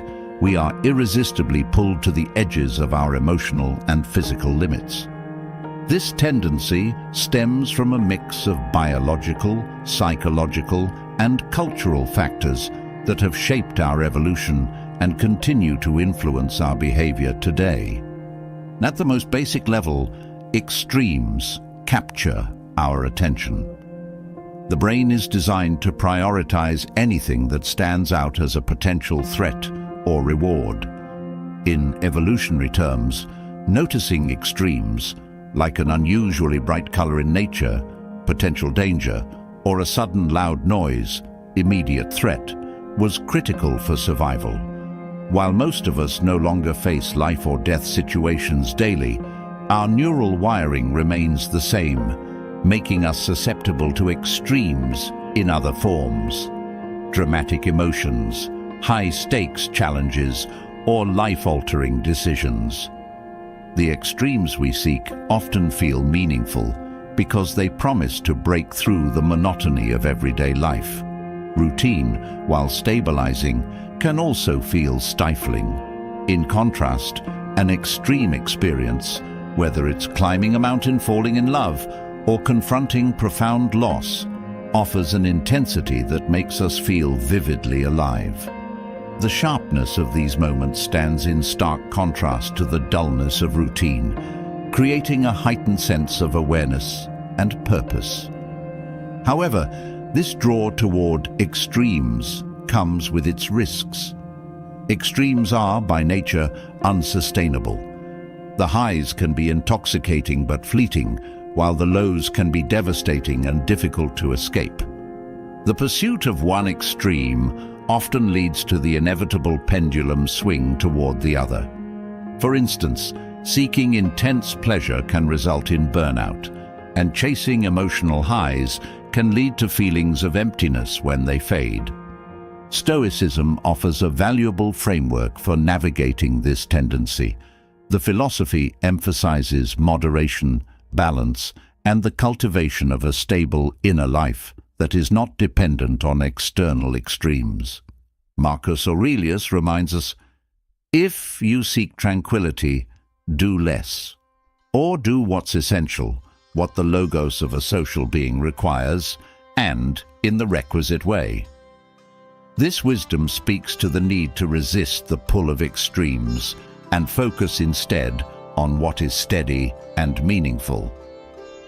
It's not about denying the allure of extremes, but about recognizing their transient nature. The beauty of life often lies in its subtleties, the moments of quiet growth and steady effort that build a strong foundation. By learning to find meaning in the ordinary and grounding ourselves in the present, we can escape the exhausting cycle of chasing extremes and instead cultivate a deeper, more sustainable sense of fulfillment. Humans may be drawn to extremes, but the real challenge lies in embracing the middle path, not out of fear of intensity, but out of a recognition that balance is where we find enduring peace and strength. The Stoic practice of self-reflection, intentional living, and gratitude for life's simple moments can help us appreciate the full spectrum of existence without becoming consumed by its extremes. 22. Humans often bond through shared experiences rather than abstract ideals. The connections we form with others are deeply rooted in shared experiences.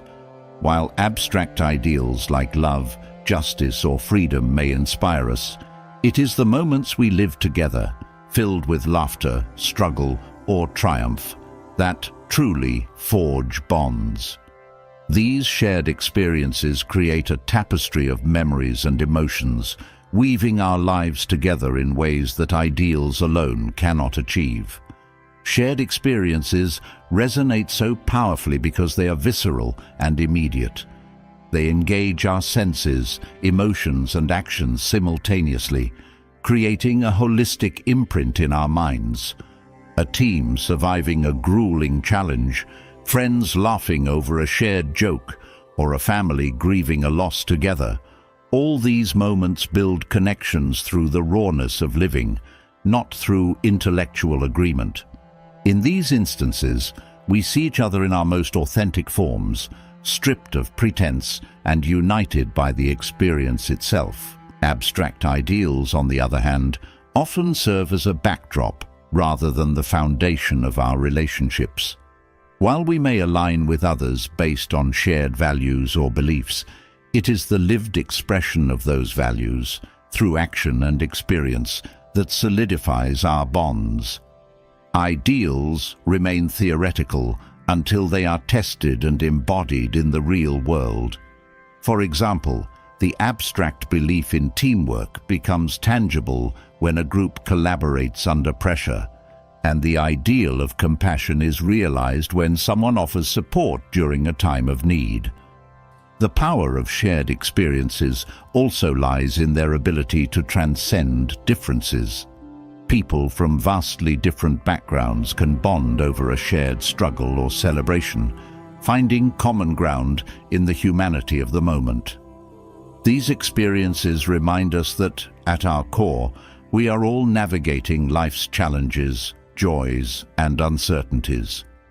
The details of our lives may differ, but the emotions and responses we share create a bridge of understanding. This phenomenon aligns with Stoic philosophy, which emphasizes the interconnectedness of all humans. Marcus Aurelius wrote, "We are made for cooperation, like feet, like hands, like eyelids, like the rows of the upper and lower teeth." Shared experiences highlight this truth, demonstrating that our strength and purpose are often found in our connections with others. However, shared experiences can also reveal the fragility of relationships when they are absent.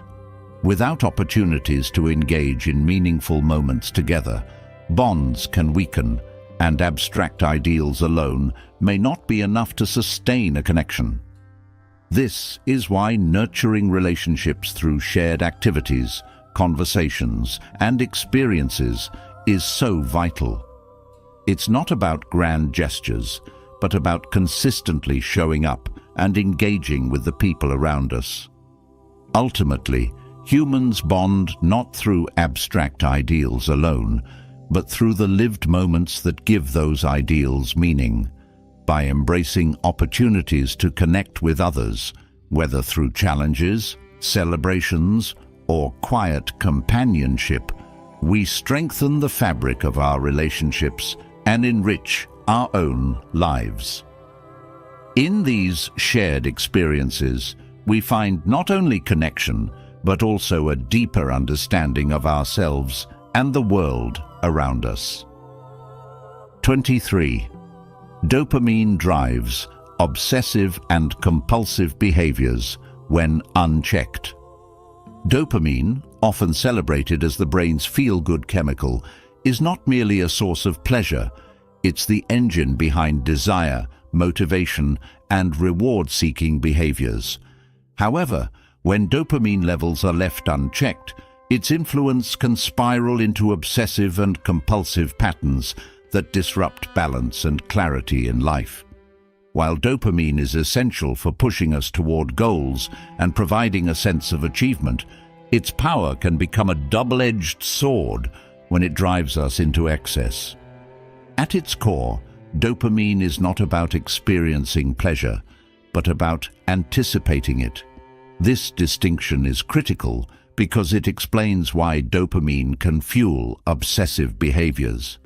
The anticipation of a reward triggers a surge in dopamine, propelling us to pursue that reward with single-minded focus.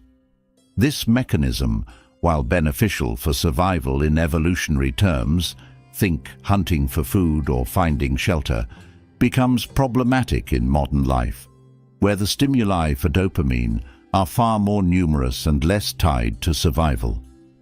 Consider how dopamine influences behaviors like excessive social media use, binge watching, or even overworking. Each notification ping, episode cliffhanger, or deadline met provides a small dopamine hit, reinforcing the behavior and creating a loop of anticipation and reward. Over time, the pursuit of these small rewards can become compulsive, consuming time and energy that could be better spent on more meaningful pursuits. Unchecked dopamine can also lead to fixation. Whether it's obsessively refreshing a social media feed, checking for new emails, or chasing the next milestone in a career, the brain becomes trapped in a cycle of needing more to feel the same level of satisfaction. This compulsive pursuit is not about the intrinsic value of the activity, but about the dopamine-driven anticipation of the next hit. Stoicism offers a pathway to regain control when dopamine begins to dictate our actions. By cultivating awareness and practicing intentional detachment, we can break free from these cycles. Marcus Aurelius advised, "You have power over your mind, not outside events. Realize this, and you will find strength." Recognizing when dopamine-driven behaviors start to feel obsessive is the first step toward reclaiming agency over your actions. Reframing the role of rewards in life is also essential. Instead of chasing short-term dopamine hits, focus on longer-term intrinsic motivations that align with your values and goals. This shift requires patience and discipline, but it leads to more sustainable satisfaction and prevents the burnout that often accompanies obsessive behaviors. Ultimately, dopamine is a tool, not a master.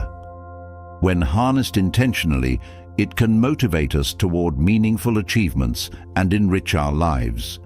But left unchecked, it can trap us in a cycle of endless pursuit, where the rewards we seek never truly satisfy. The challenge is not to eliminate dopamine, but to balance its influence with mindful self-awareness and a commitment to values that transcend fleeting desires. 24. Excessive dopamine diminishes its reward over time. Dopamine's role as a motivator and reward signal is powerful, but it is not infinite. Excessive dopamine stimulation, whether through social media, addictive substances, or high-intensity experiences, can erode the very rewards it promises. This diminishing return is a natural consequence of the brain's neurochemistry, which adapts to excessive dopamine by reducing sensitivity to it. The result? The same activities that once brought immense pleasure begin to feel dull, pushing us to seek even more extreme stimuli to achieve the same effect. This phenomenon, known as desensitization, is rooted in the brain's homeostasis, the need to maintain balance. When dopamine levels are chronically elevated, the brain compensates by down-regulating dopamine receptors, effectively reducing its sensitivity.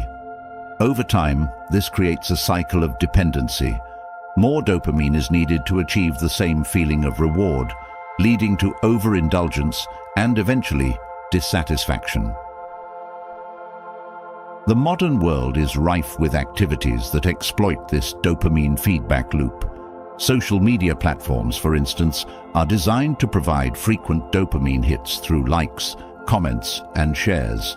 Similarly, binge-worthy shows, instant messaging, and even certain foods are crafted to deliver immediate gratification. While these activities may feel rewarding at first, overexposure dulls their impact, leaving us feeling empty and craving more. The long-term consequences of excessive dopamine stimulation go beyond diminished rewards. Chronic overstimulation can disrupt motivation, focus, and emotional regulation. Tasks that once felt satisfying, reading a book, engaging in a hobby, or spending time with loved ones, may lose their appeal, overshadowed by the pursuit of more intense dopamine-driven activities. Stoic philosophy provides a framework to address this challenge by encouraging moderation and the cultivation of inner resilience. Seneca wrote, "True happiness is to enjoy the present, without anxious dependence upon the future." This principle applies to dopamine as well. By reducing dependence on external stimuli and finding joy in simpler, more meaningful experiences, we can reset our dopamine baseline and restore balance. Practical steps to combat excessive dopamine include intentional periods of abstinence, often referred to as dopamine detoxes. By temporarily stepping away from high dopamine activities, the brain has a chance to recalibrate, making it possible to find satisfaction in everyday moments again. Additionally, focusing on activities that require effort and engagement, rather than passive consumption, can help rebuild a healthier relationship with dopamine. Excessive dopamine diminishes its rewards over time, but this is not an irreversible fate. By understanding how dopamine works and intentionally moderating our exposure to high-intensity stimuli, we can reclaim our capacity for genuine satisfaction. The journey toward balance requires patience, discipline, and a willingness to embrace life's subtler pleasures. But the rewards of this path are far more enduring than any fleeting dopamine hit. 25. Dopamine is a precursor to adrenaline, fueling pursuit, but also potential burnout. Dopamine is often associated with pleasure and reward, but its influence extends far beyond these immediate sensations. It plays a crucial role in initiating and sustaining pursuit, acting as a precursor to adrenaline, a key hormone in the body's fight-or-flight response. This connection between dopamine and adrenaline reveals a powerful interplay between motivation and stress, one that drives us to achieve, but can also lead us toward the brink of burnout if left unchecked. When dopamine surges, it triggers the release of adrenaline to prepare the body for action. This is why you feel energized and hyper-focused when you're working toward a goal, chasing a deadline, or engaging in activities that demand intense concentration. The dopamine-adrenaline relationship is the engine behind ambition and perseverance, propelling you forward when the stakes are high. However, this same mechanism comes with a hidden cost. As dopamine continues to fuel adrenaline production, the body remains in a heightened state of alertness, which, over time, can lead to chronic stress. The same surge of adrenaline that gives you the edge to excel can also deplete your reserves, leaving you fatigued, irritable, and unable to recover fully. This is the paradox of pursuit. The harder you push, the closer you come to burnout. The connection between dopamine and adrenaline also explains why high achievers often struggle with balance. Their relentless drive to pursue success, fueled by dopamine, keeps adrenaline levels elevated, creating a cycle that's difficult to break. Over time, this constant state of arousal taxes the nervous system, impairing the ability to rest, recover, and maintain long-term productivity. Stoic philosophy offers a lens through which to navigate this dynamic. Marcus Aurelius emphasized the importance of balance, writing, "If you seek tranquility, do less." While the pursuit of goals is natural and necessary, it must be tempered with moments of reflection and recovery. Recognizing when your drive is tipping into overdrive is essential for avoiding the burnout that comes with unchecked dopamine and adrenaline surges. To mitigate the risks, it's crucial to build recovery into your routines. Activities like meditation, deep breathing, or even simple moments of stillness allow your nervous system to reset. These practices help lower adrenaline levels, giving your body and mind the space to recharge. Similarly, setting boundaries around work, exercise, or other high-stress pursuits can prevent the relentless cycle of dopamine-fueled adrenaline spikes.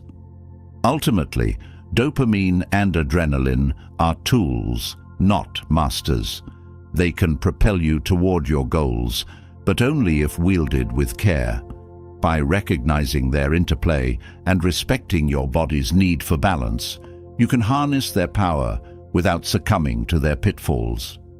The art of managing this relationship lies in moderation, knowing when to push and when to pause, ensuring that your pursuit of success doesn't come at the cost of your well-being.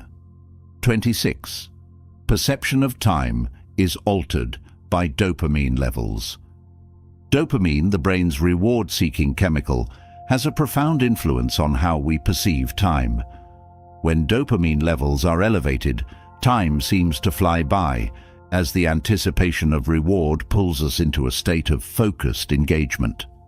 Conversely, when dopamine levels are low, moments can feel drawn out and tedious, stretching endlessly as the absence of stimulation dulls our sense of progression. This fascinating relationship between dopamine and time perception sheds light on why certain experiences feel fleeting while others drag on interminably. The role of dopamine in shaping time perception is rooted in its ability to heighten focus and engagement.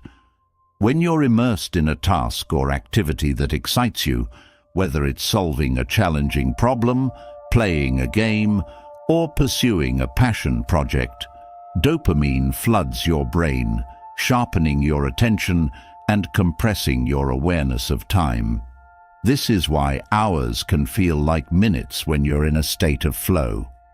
Your brain is so absorbed in the moment that it loses track of the clock. On the flip side, A lack of dopamine can make time feel like it's crawling. Think about those moments of boredom or waiting when nothing captures your interest, and every second feels like an eternity. Without dopamine to stimulate engagement, your brain struggles to stay anchored in the present, amplifying the sensation of time dragging on. This dopamine-time connection has profound implications for how we approach productivity, relationships, and leisure. It explains why some people are drawn to high-stimulation activities that provide frequent dopamine hits, like scrolling through social media or playing video games. These activities not only offer immediate gratification, but also create the illusion that time is passing quickly, providing a temporary escape from monotony.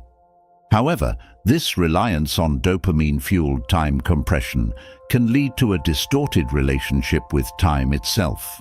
Overindulgence in high dopamine activities can make less stimulating but equally valuable moments, like spending time with loved ones, reading or reflecting, feel less rewarding. The constant pursuit of stimulation trains the brain to seek instant gratification, undermining the ability to appreciate slower, more meaningful experiences. To recalibrate your perception of time, it's essential to step back from high dopamine pursuits and cultivate a deeper awareness of the present. Stoic practices, such as mindfulness and reflection, can help restore balance by teaching you to value the moment without rushing through it.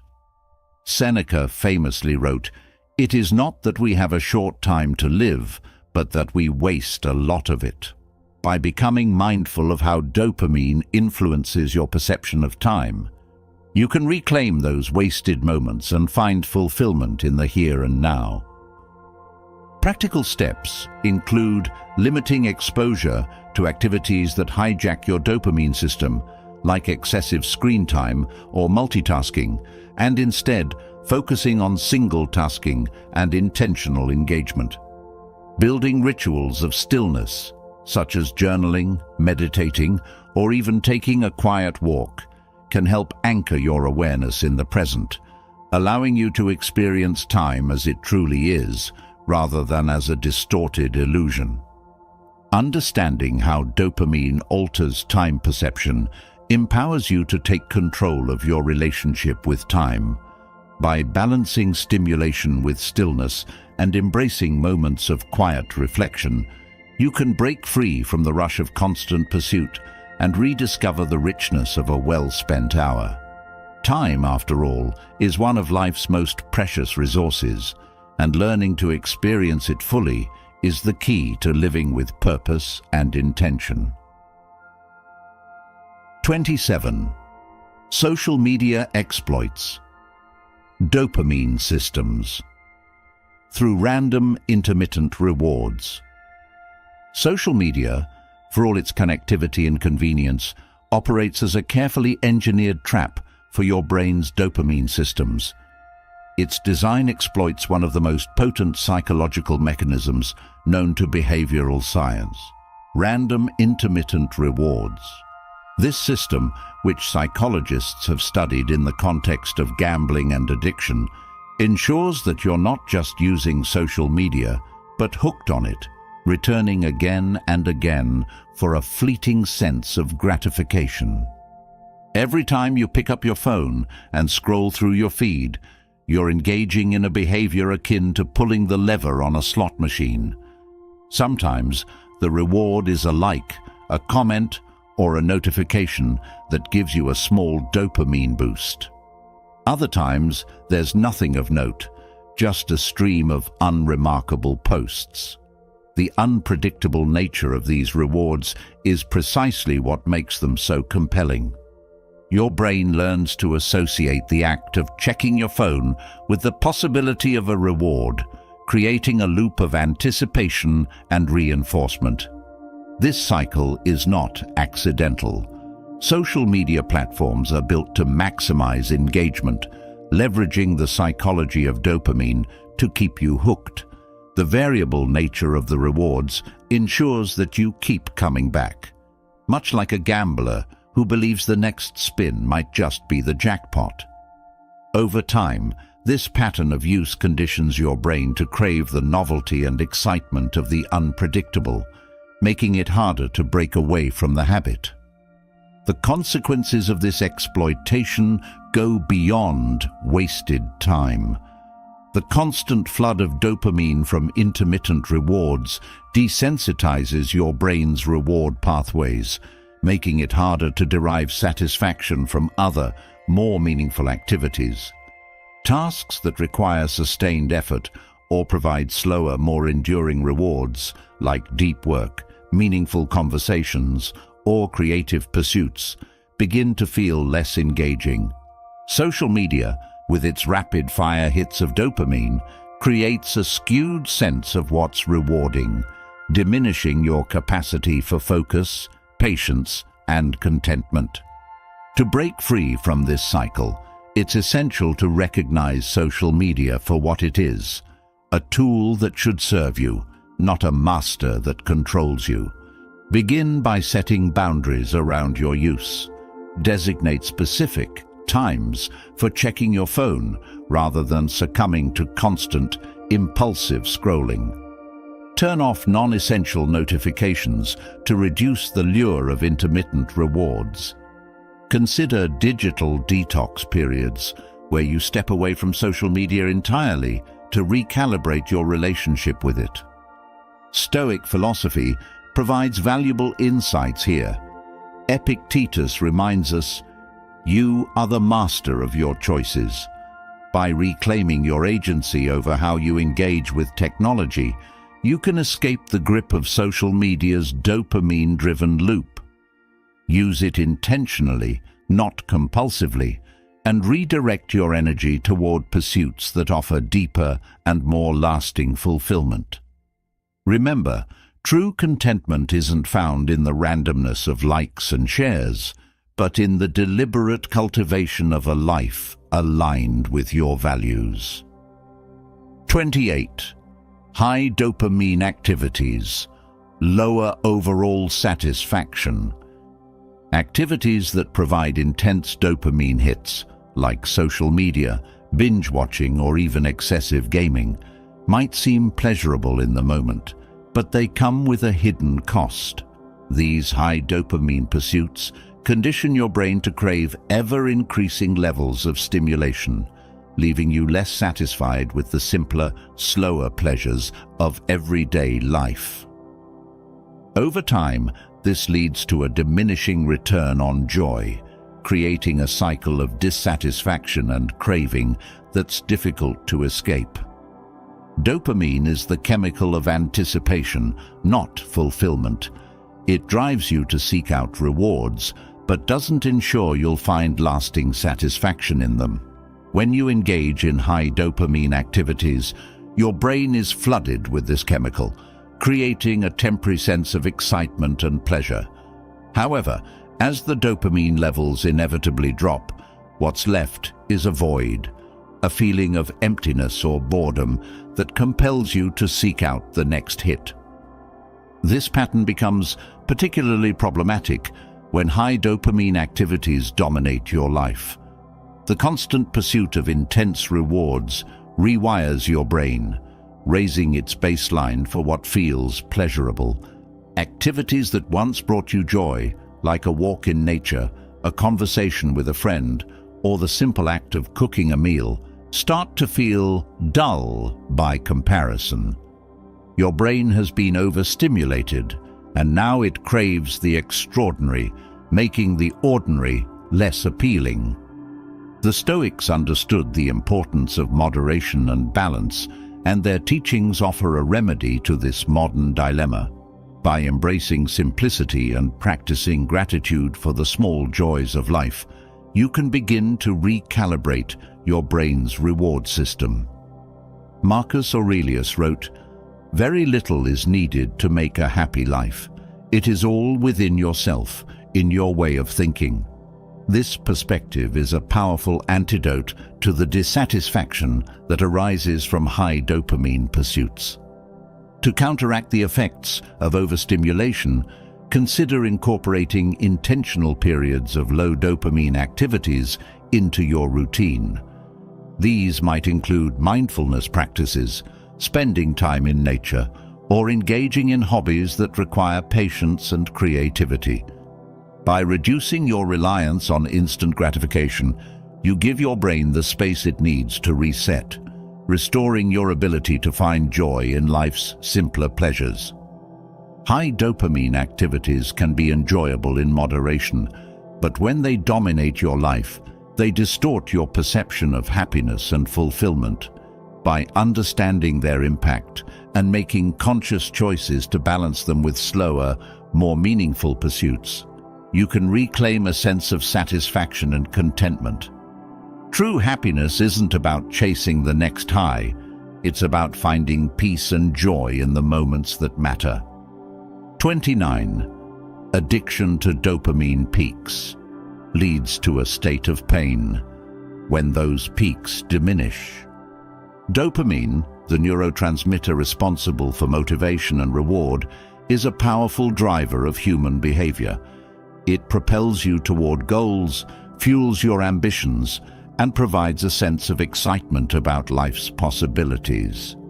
But when dopamine is overstimulated, whether through social media, binge eating, gaming, or other intense activities, it sets up a dangerous cycle that can lead to addiction.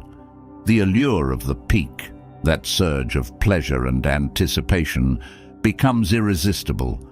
Yet, what follows these highs is not satisfaction, but pain.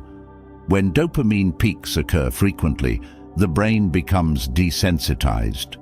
The receptors that process dopamine adapt to the constant overstimulation, demanding more and more to achieve the same effect. This phenomenon, known as tolerance, creates a cycle of chasing ever higher peaks to avoid the inevitable crash that follows. And those crashes, they're not just emotional, they're physiological. The brain's baseline levels of dopamine drop, leading to feelings of fatigue, dissatisfaction, and even depression. Imagine climbing a mountain, exhilarated by the view at the top, only to find that every subsequent climb requires a higher summit to feel the same thrill. The valleys between climbs become deeper and more desolate. This is the trap of dopamine addiction. The peaks promise euphoria, but the lows become darker with every ascent. Over time, the very activities that once brought joy become a source of discomfort as the brain craves relief from its own imbalances. The pain of diminished dopamine peaks doesn't just affect your mood, it impacts your ability to focus, make decisions, and find meaning in everyday life. Activities that once felt fulfilling, reading a book, enjoying a quiet meal, or engaging in meaningful conversation, may lose their appeal. The constant pursuit of stimulation rewires the brain to prioritize short-term rewards over long-term fulfillment, making it harder to engage in tasks that require patience, effort, or delayed gratification. Breaking free from this cycle requires a deliberate effort to reset the brain's reward system. The Stoics, who emphasized self-control and moderation, provide a framework for this. Epictetus reminds us, freedom is the power to control our desires, not be controlled by them. To regain freedom from dopamine addiction, one must embrace discomfort, practice restraint, and find joy in simplicity. Start by intentionally reducing high dopamine activities. Limit time spent on social media or other stimulating platforms. Replace them with pursuits that offer slower, more sustainable rewards, like exercise, meditation, or creative hobbies. These activities might feel dull at first, but with time, they'll help recalibrate your brain's reward pathways. Embrace moments of stillness and reflection. allowing yourself to feel the discomfort of the withdrawal phase. It's in these moments that true growth occurs. Dopamine addiction may promise endless highs, but its cost is a life dominated by lows. By stepping away from the cycle of peaks and crashes, you can rediscover the satisfaction that comes from balance, discipline, and meaningful engagement with the world around you. 30. Rewarding efforts without achievement undermines motivation. In a world that often emphasizes participation over accomplishment, the act of rewarding effort without tangible achievement has become commonplace. While encouragement and recognition are important, the overuse of unearned rewards can have unintended consequences. It undermines the very motivation it seeks to foster, creating a mindset that values appearances over substance. Rewarding effort without achievement sends a subtle message. The result doesn't matter, only the attempt does. While this may seem empowering, it diminishes the intrinsic value of hard work and perseverance. Achievements, no matter how small, carry a sense of fulfillment because they signify progress, mastery, and the overcoming of challenges. When rewards are divorced from results, they lose their meaning, leaving individuals feeling unfulfilled despite the recognition they receive. This phenomenon is particularly evident in environments where praise is given indiscriminately. Participation trophies, unchecked validation, and constant affirmations can create a culture where striving for excellence is replaced by complacency with mediocrity. Over time, this erodes the drive to push boundaries, take risks, and embrace challenges. Why strive for greatness if the rewards are the same for simply showing up? The human brain is wired to associate rewards with effort, but only when that effort leads to a meaningful outcome. Dopamine, the neurotransmitter of reward, spikes when you achieve something tangible, a completed task, a solved problem, a conquered obstacle. However, when rewards are given without achievement, the brain learns to devalue them. The motivation to strive diminishes, replaced by a sense of entitlement or apathy. The Stoics had a clear understanding of this principle. Marcus Aurelius wrote, "Waste no more time arguing about what a good man should be. Be one." The emphasis here is on action and results, not empty gestures or superficial validation. To cultivate true motivation, it's essential to align rewards with meaningful accomplishments. To counteract the effects of unearned rewards, focus on setting clear, measurable goals. Break tasks into achievable milestones and celebrate progress when it's earned. This reinforces the connection between effort and outcome, reigniting the brain's natural reward system. Resist the temptation to seek validation for incomplete or superficial efforts. Instead, embrace the satisfaction that comes from genuine accomplishment. Motivation thrives on challenge and growth. By rewarding only meaningful achievements, you preserve the integrity of your efforts and inspire a mindset of resilience and determination. In the long run, this approach fosters deeper satisfaction, greater confidence, and a life driven by purpose rather than superficial recognition. True fulfillment isn't found in applause for showing up. It's found in the quiet pride of knowing you've earned your success. 31. Extreme stimuli. Create unrealistic thresholds for satisfaction. In today's world, the availability of extreme stimuli is unprecedented. Whether it's high-definition video games, intense social media interactions, binge-worthy streaming content, or hyper-palatable foods, the environment constantly bombards us with experiences designed to hijack our senses. While these stimuli might seem harmless or even pleasurable in the short term, they quietly rewrite the brain's baseline for satisfaction, creating unrealistic thresholds that make ordinary life feel dull and uninspiring. The problem with extreme stimuli is that they overwhelm the brain's reward system. Dopamine, the neurotransmitter responsible for pleasure and motivation, spikes to unnatural levels during exposure to these intense experiences. Over time, the brain adapts to these highs, recalibrating what it perceives as normal. Everyday activities, things like taking a walk, reading a book, or having a meaningful conversation, pale in comparison to the dopamine flood triggered by artificial extremes. It's not that these ordinary experiences lose their value inherently. It's that your brain, conditioned by overstimulation, becomes desensitized to their subtler joys. Consider how a generation raised on sugary sodas finds plain water unappealing, or how social media likes and notifications make quiet solitude feel unbearably dull. These are not flaws in the activities themselves, but symptoms of a system overwhelmed by extremes.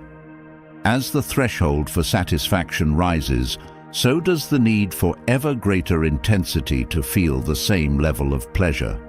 This creates a cycle where what once brought joy no longer suffices, leading to restlessness, dissatisfaction, and an insatiable craving for more. The Stoics understood the value of moderation and simplicity long before dopamine pathways were understood. They cautioned against indulging in extremes, recognizing that such behaviors only deepen dependence and diminish resilience. Seneca wrote, "It is not the man who has too little, but the man who craves more that is poor." In this context, the craving for heightened experiences is a form of poverty, a deficit of inner peace and contentment. Breaking free from the trap of extreme stimuli requires a deliberate reset of your brain's reward system. Begin by embracing simplicity and intentionally reducing exposure to hyper-stimulating activities. This doesn't mean rejecting modern conveniences or pleasures entirely, but finding a balance where they no longer dominate your sense of fulfillment. Engage in activities that foster genuine connection and presence, long conversations, creative pursuits, or time in nature. These experiences, while less intense, offer a deeper, more sustainable sense of joy. Reclaiming satisfaction in the ordinary is not a step backward, but a profound act of liberation. By lowering the artificial threshold set by extreme stimuli, you allow yourself to rediscover the richness of life's simple pleasures. The Stoics remind us that true contentment is not found in chasing the extraordinary, but in appreciating the beauty of what is already within reach. 32. Excessive pursuit of external dopamine. Sources: hinders self-regulation. Dopamine, often called the feel-good neurotransmitter, is a double-edged sword. While it drives motivation and rewards, an excessive pursuit of external dopamine sources can wreak havoc on your ability to self-regulate. Activities like scrolling through social media, indulging in junk food, or seeking validation from others may offer quick hits of pleasure, but they undermine the discipline and balance needed for long-term well-being. The allure of external dopamine lies in its immediacy.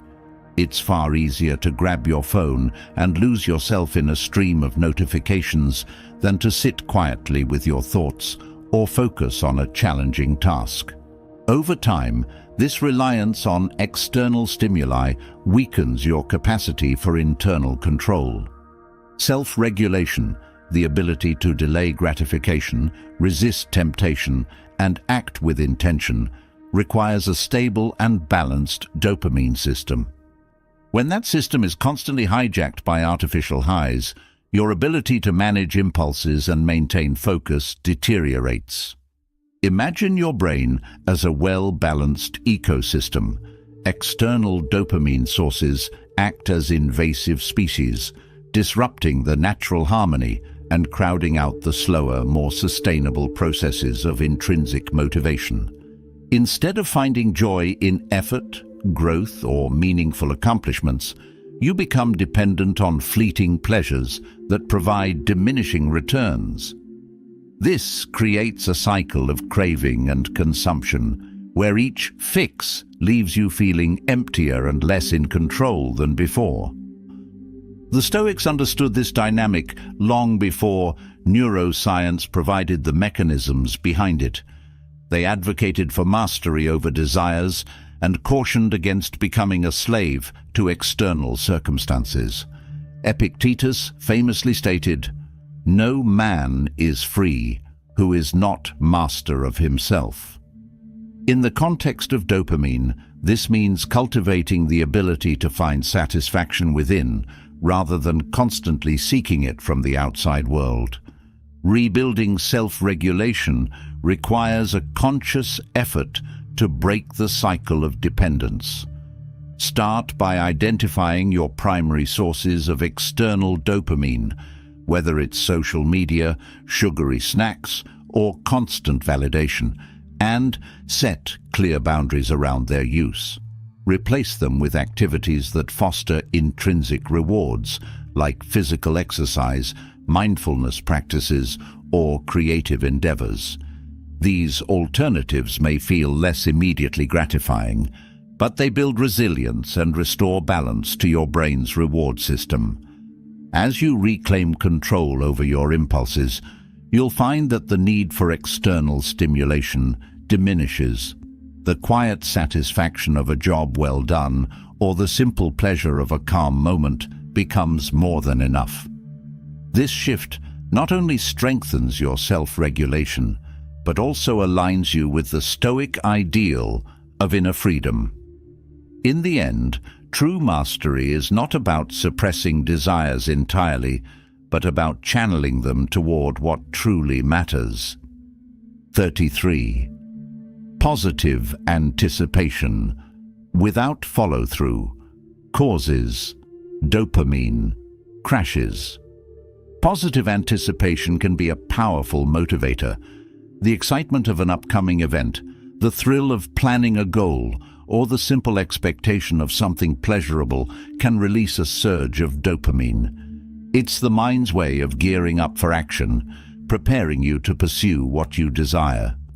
But what happens when that anticipation isn't met with follow-through? When you anticipate without acting, you set yourself up for a dopamine crash that can leave you feeling deflated, demotivated, and frustrated. The human brain is wired to reward the pursuit of goals, not just their achievement. Dopamine is released not only when you accomplish something, but also as you work toward it. This release keeps you motivated, giving you the energy and focus to persist. However, if the process ends prematurely, if you stop chasing the goal or abandon the plan, the brain experiences a jarring drop in dopamine levels. It's as though the momentum you've built hits an abrupt wall, leaving you in a state of emotional freefall. Imagine the joy of planning a vacation. You might envision the beaches, the relaxation, the escape from routine. Your mind races with possibilities, releasing a steady stream of dopamine as you anticipate the experience. But then, for whatever reason, you cancel the trip or fail to make concrete plans. The anticipation turns into disappointment, and the dopamine surge plummets, leaving you feeling worse than if you had never planned the trip at all. This phenomenon extends to everyday life. People often make lofty plans, starting a new fitness routine, learning a skill, or launching a personal project, only to lose momentum before they take meaningful action.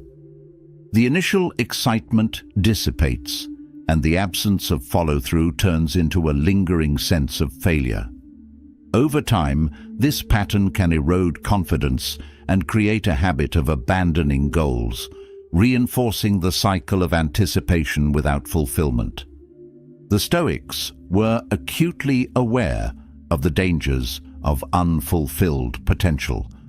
They emphasized action over idle promises and warned against the paralysis of overthinking. Well-being is attained by little and little, Marcus Aurelius wrote, highlighting the importance of consistent effort. It's not the grand plans that define us, but the steps we take to realize them.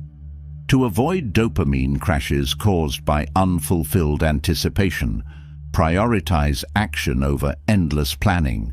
Start small, setting achievable goals that can be completed in the short term. Each step you take, no matter how minor, sustains the momentum and keeps dopamine levels steady.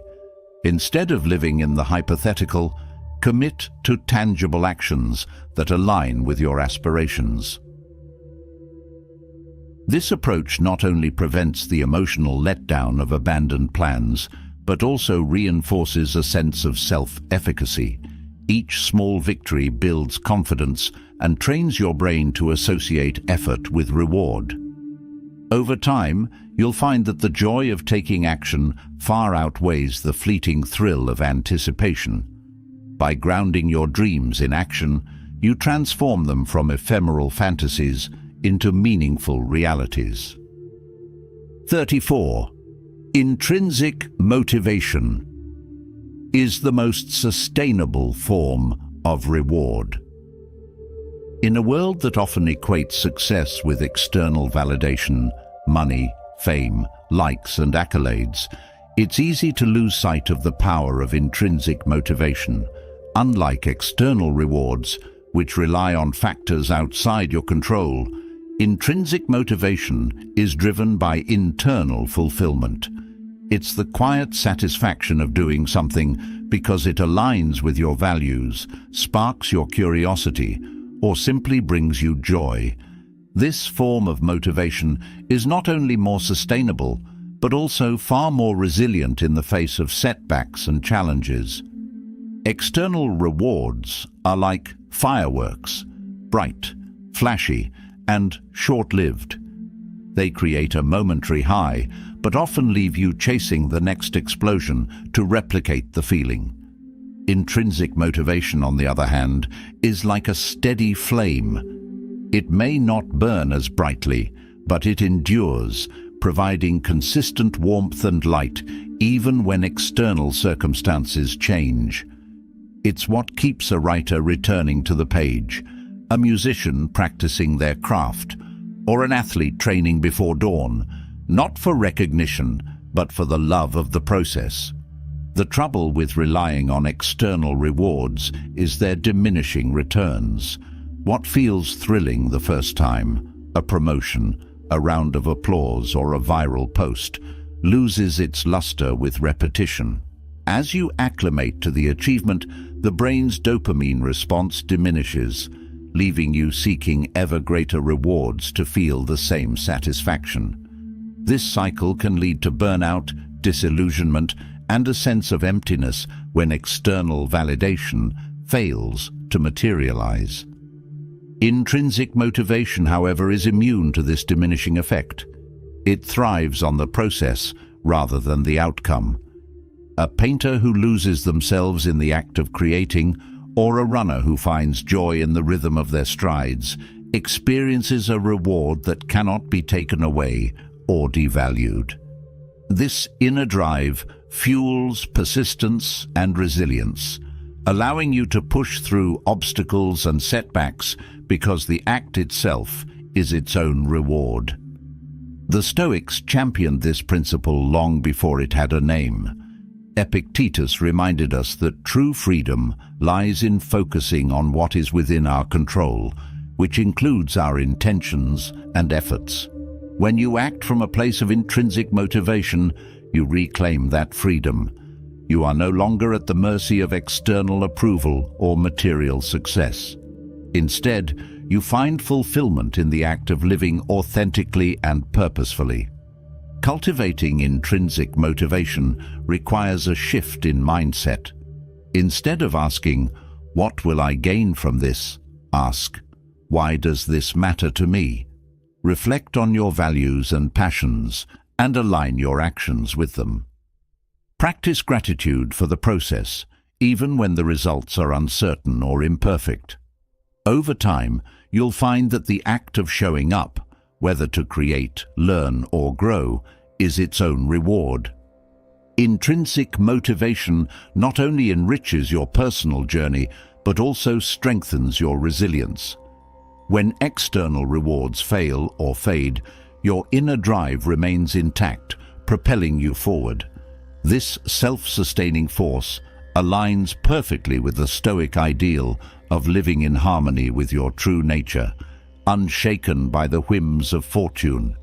By nurturing intrinsic motivation, you build a foundation of purpose and fulfillment that no external force can undermine. 35. High dopamine peaks destroy long-term motivation. Dopamine is a fascinating chemical, often called the motivation molecule, because of its role in driving us to pursue rewards. It's what makes us feel energized, focused, and eager to achieve.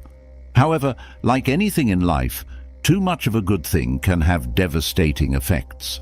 When dopamine peaks excessively through indulgence in instant gratification, high-stimulus activities, or shortcuts to pleasure, it wreaks havoc on your brain's reward system and, over time, destroys long-term motivation.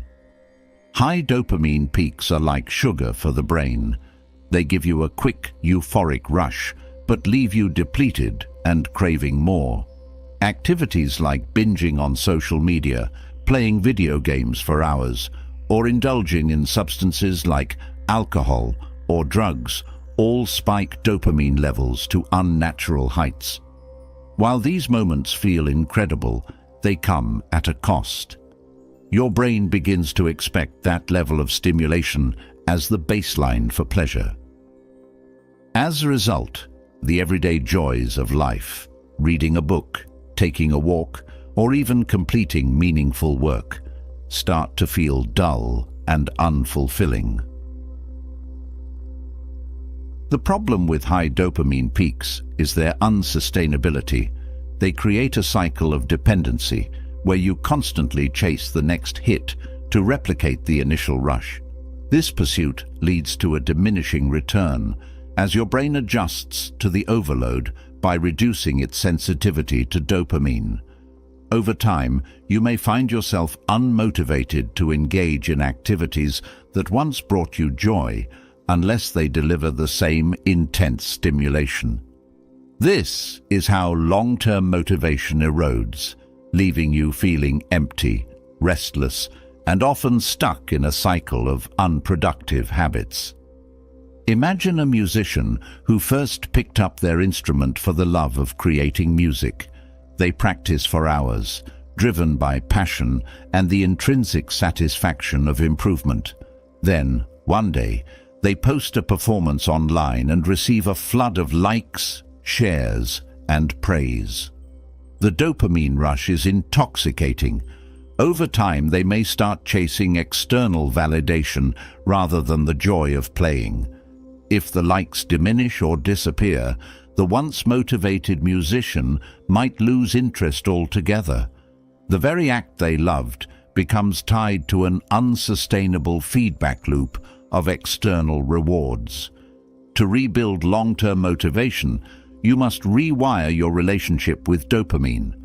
This begins with cutting back on high dopamine activities that artificially inflate your reward system. It's not about completely abandoning pleasure, but learning to experience it in moderation. Engage in activities that provide steady, moderate dopamine releases rather than peaks. Things like exercise, learning, or meaningful conversations. These activities help reset your brain's baseline, making everyday joys more fulfilling again.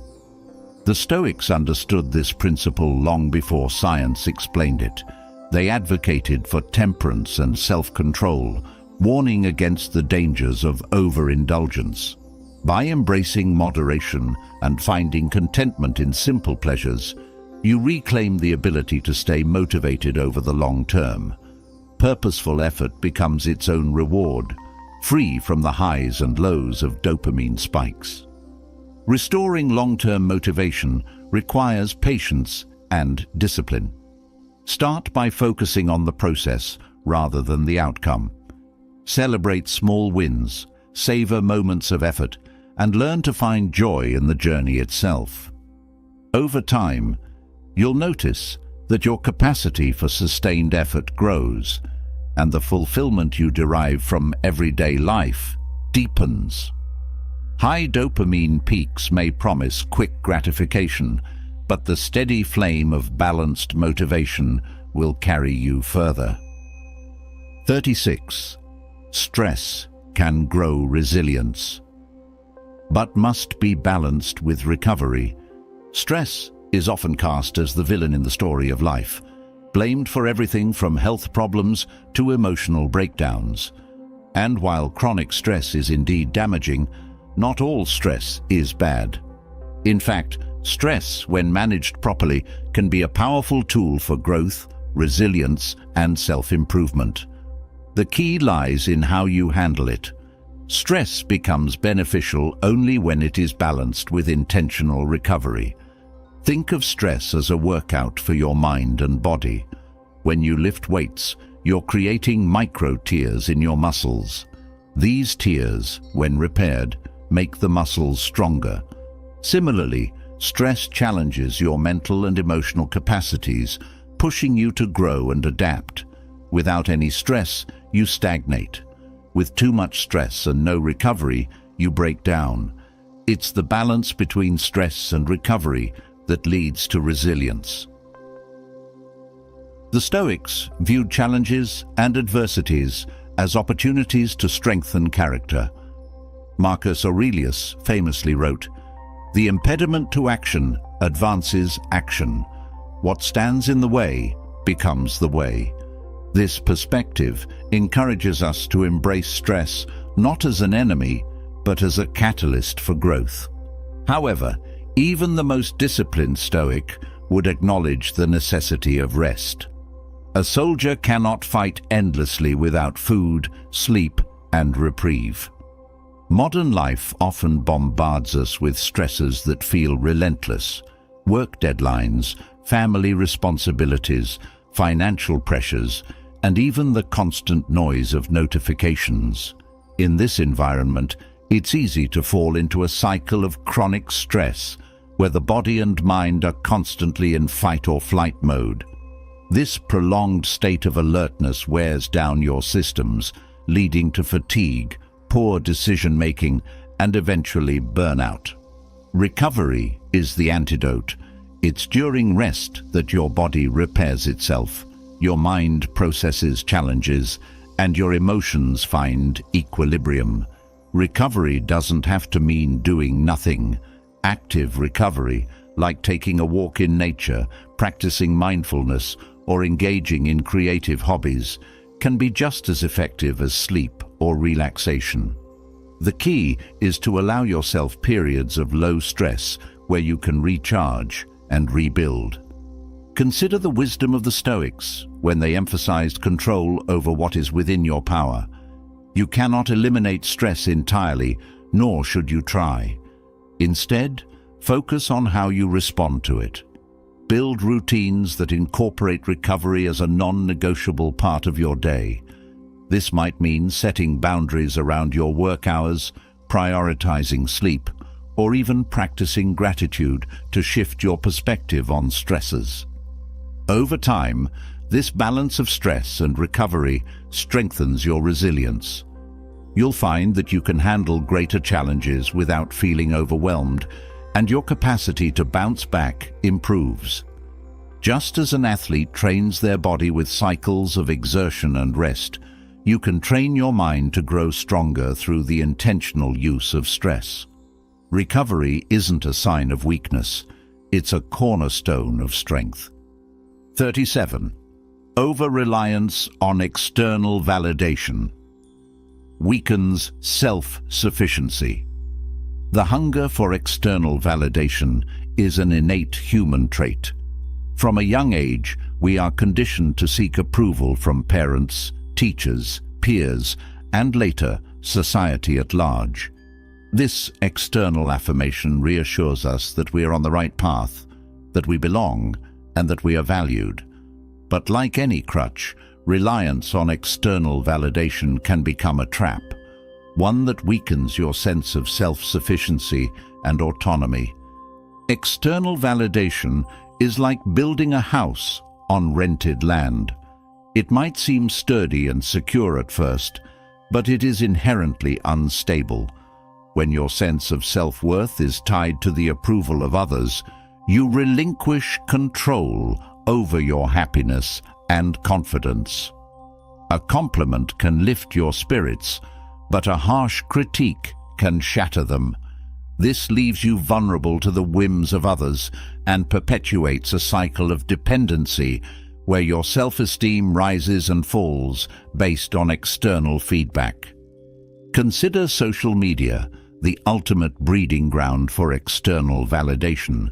Each like, share, or comment provides a dopamine hit, making you feel recognized and appreciated. But what happens when the likes dwindle or the comments turn negative? If you've placed too much stock in these fleeting affirmations, their absence can leave you feeling empty, anxious, or even unworthy. The problem isn't the external validation itself, but the over-reliance on it to define your value. The Stoics emphasize the importance of internal validation, of finding contentment and self-worth within. Epictetus said, "If you want to improve, be content to be thought foolish and stupid." This isn't an invitation to seek criticism, but a reminder that true self-sufficiency comes from valuing your own judgment over the opinions of others. When you live by your principles, aligned with your values, external validation becomes a bonus, not a necessity. Building self-sufficiency requires shifting your focus inward. Instead of seeking approval, seek growth. Ask yourself, are you proud of the effort you put in? Did you act in accordance with your values? These are the metrics that truly matter. By prioritizing internal validation, you fortify your resilience against external noise. You become less concerned with what others think and more aligned with your authentic self. This doesn't mean ignoring feedback altogether. Constructive criticism can be invaluable for growth, but it should complement your internal evaluation, not replace it. Learn to distinguish between feedback that helps you grow and feedback that serves no purpose other than to undermine your confidence. When you ground your self-worth in your actions, values, and character, external validation becomes an optional extra, not a lifeline. Over time, this shift from external to internal validation cultivates a profound sense of independence and confidence. You'll find that you no longer crave applause to feel worthy, nor fear judgment to the same extent. Instead, you stand firm in the knowledge that your worth is intrinsic, unshakable, and immune to the fleeting opinions of others. In this strength lies true freedom. 38. Beliefs and expectations. Alter. Physiological outcomes. The connection between mind and body is far more profound than we often realize. What you believe and expect can shape your physiological reality, influencing everything from your stress levels to your ability to heal. This phenomenon, often studied under the placebo effect, highlights the remarkable power of the mind to impact physical outcomes. Beliefs act as internal blueprints that the body follows. When you expect a positive outcome, whether from a treatment, a goal, or a challenging situation, your body often aligns with that expectation. For example, studies have shown that patients who believe in the efficacy of a medication experience better results, even when given a placebo. The mere belief triggers physiological changes, such as reduced stress hormones and enhanced immune response, that support healing. Conversely, negative beliefs can have the opposite effect. This is known as the nocebo effect, where expecting a negative outcome can manifest actual harm. If you constantly tell yourself that you're unworthy, unwell, or doomed to fail, your body reacts accordingly. Stress hormones surge, immune function declines, and your resilience diminishes. Over time, these physiological responses compound, creating a self-fulfilling prophecy of poor health or outcomes. The Stoics understood this interplay between mind and body long before modern science confirmed it. Marcus Aurelius wrote, "You have power over your mind, not outside events. Realize this, and you will find strength."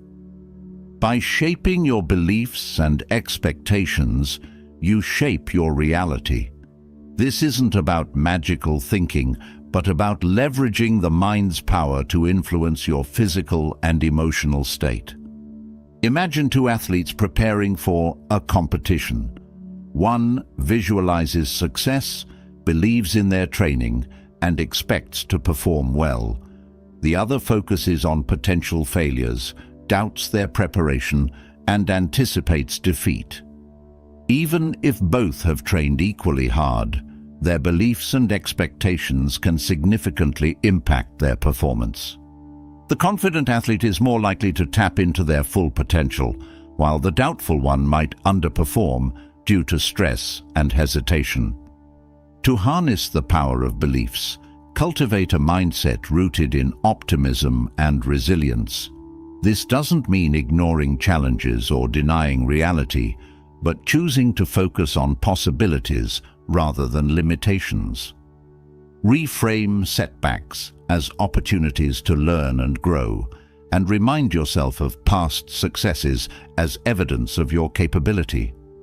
When you align your beliefs with positive expectations, you create the conditions for success. Meditation, affirmations, and visualization are powerful tools for shaping beliefs. These practices help you rewire your thought patterns, replacing negativity with constructive, empowering narratives. Over time, these shifts in mindset influence not only your mental state, but also your physical health and performance. Beliefs and expectations are not mere thoughts. They are forces that shape your reality. By taking control of them, you take control of your physiological and emotional outcomes. The key is to choose beliefs that serve you, expectations that empower you, and a mindset that aligns with the person you aspire to be. In doing so, you unlock the full potential of the mind-body connection, paving the way for a healthier, more fulfilling life.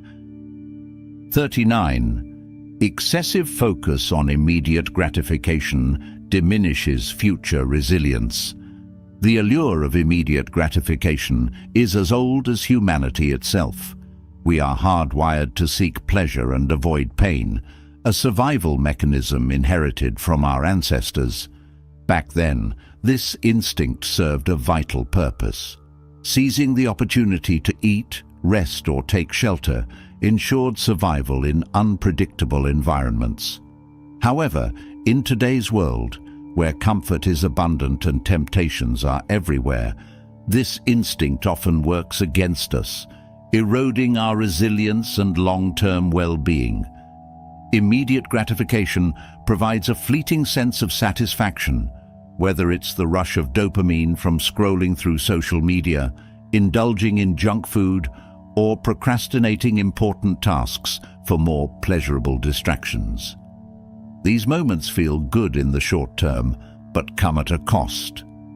They rob us of the ability to endure discomfort, delay rewards, and work toward meaningful goals, qualities that are the bedrock of resilience. The problem with constant gratification is that it creates a feedback loop. Each time we give in to instant pleasure, our brain reinforces this behavior, making it harder to resist in the future. It's like strengthening the wrong muscle. Over time, we become less equipped to handle adversity or delay gratification, leaving us vulnerable to stress, disappointment, and failure. The Stoics warned against succumbing to fleeting pleasures. Epictetus famously said, "Freedom is the only worthy goal in life. It is won by disregarding things that lie beyond our control. Immediate gratification enslaves us to our impulses, whereas the ability to delay gratification frees us to pursue higher goals." True resilience comes from choosing long-term fulfillment over short-term indulgence. Consider the story of a student preparing for an important exam. They have two choices: spend the evening studying or binge-watch their favorite series. The latter offers instant pleasure, but at the expense of future success. By resisting the urge to watch TV and choosing to study instead, the student builds discipline, gains knowledge, and enhances their chances of achieving their goal. The act of delaying gratification strengthens their resilience, making them more capable of handling future challenges. Building resilience requires practicing self-discipline and embracing discomfort as a necessary part of growth. It means choosing the salad over the burger, the gym over the couch, and the book over endless scrolling on your phone. These small daily decisions compound over time, shaping a stronger, more resilient you. The beauty of delaying gratification lies in the depth of the rewards it brings. The satisfaction of achieving a long-term goal far outweighs the fleeting pleasure of indulging in the moment. It's the difference between a life of meaningful accomplishment and one of superficial enjoyment. Each time you resist the pull of instant gratification, you reaffirm your commitment to your values and goals, strengthening your inner resolve.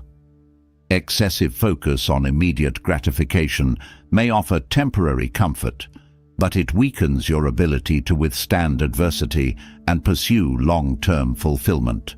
By consciously shifting your focus to long-term rewards, you cultivate the resilience needed to navigate life's challenges and achieve your highest potential. 40. Mismanagement of stress and reward systems leads to severe consequences. The human body is a finely tuned system designed to handle stress and rewards in balanced doses. When managed well, these systems propel us toward growth, resilience, and fulfillment. But when mismanaged, they become destructive, leading to severe physical, emotional, and psychological consequences. Stress in moderation is not inherently harmful. It's a natural response that prepares us to face challenges, sharpening our focus and energizing our actions. However, chronic stress is a different story. When stress becomes a constant in your life, it overwhelms your body and mind, triggering a cascade of negative effects. Elevated cortisol levels weaken your immune system, disrupt sleep, and impair cognitive function. Over time, chronic stress can lead to anxiety, depression, heart disease, and even cognitive decline. The reward system, governed largely by dopamine, plays an equally critical role. It motivates us to pursue goals, learn new skills, and achieve success. But when this system is overstimulated through excessive use of social media, junk food, or other instant gratification, it becomes dysregulated. The constant pursuit of quick rewards diminishes the brain's ability to appreciate simple pleasures or work toward long-term goals. This creates a cycle of dependency, where higher and more frequent doses of stimulation are needed to achieve the same level of satisfaction. The interplay between stress and the reward system is particularly dangerous. Stress often drives us to seek relief through instant gratification, such as comfort eating, binge watching, or other escapist behaviors. These temporary fixes provide short-term relief but exacerbate the problem in the long run, reinforcing unhealthy habits and perpetuating the cycle of stress and reward seeking. The consequences of mismanaging these systems are profound. Physically, chronic stress and reward system dysregulation lead to fatigue, weight gain, and increased vulnerability to illness. Emotionally, they result in feelings of dissatisfaction, burnout, and a diminished sense of purpose. Psychologically, they erode self-control, impair decision-making, and weaken resilience. The Stoics understood the importance of managing internal states to achieve a balanced life. They taught the value of moderation, mindfulness, and intentionality in navigating stress and rewards. Marcus Aurelius wrote, "You have power over your mind, not outside events. Realize this, and you will find strength." This wisdom underscores the need to take control of your internal systems rather than letting them control you.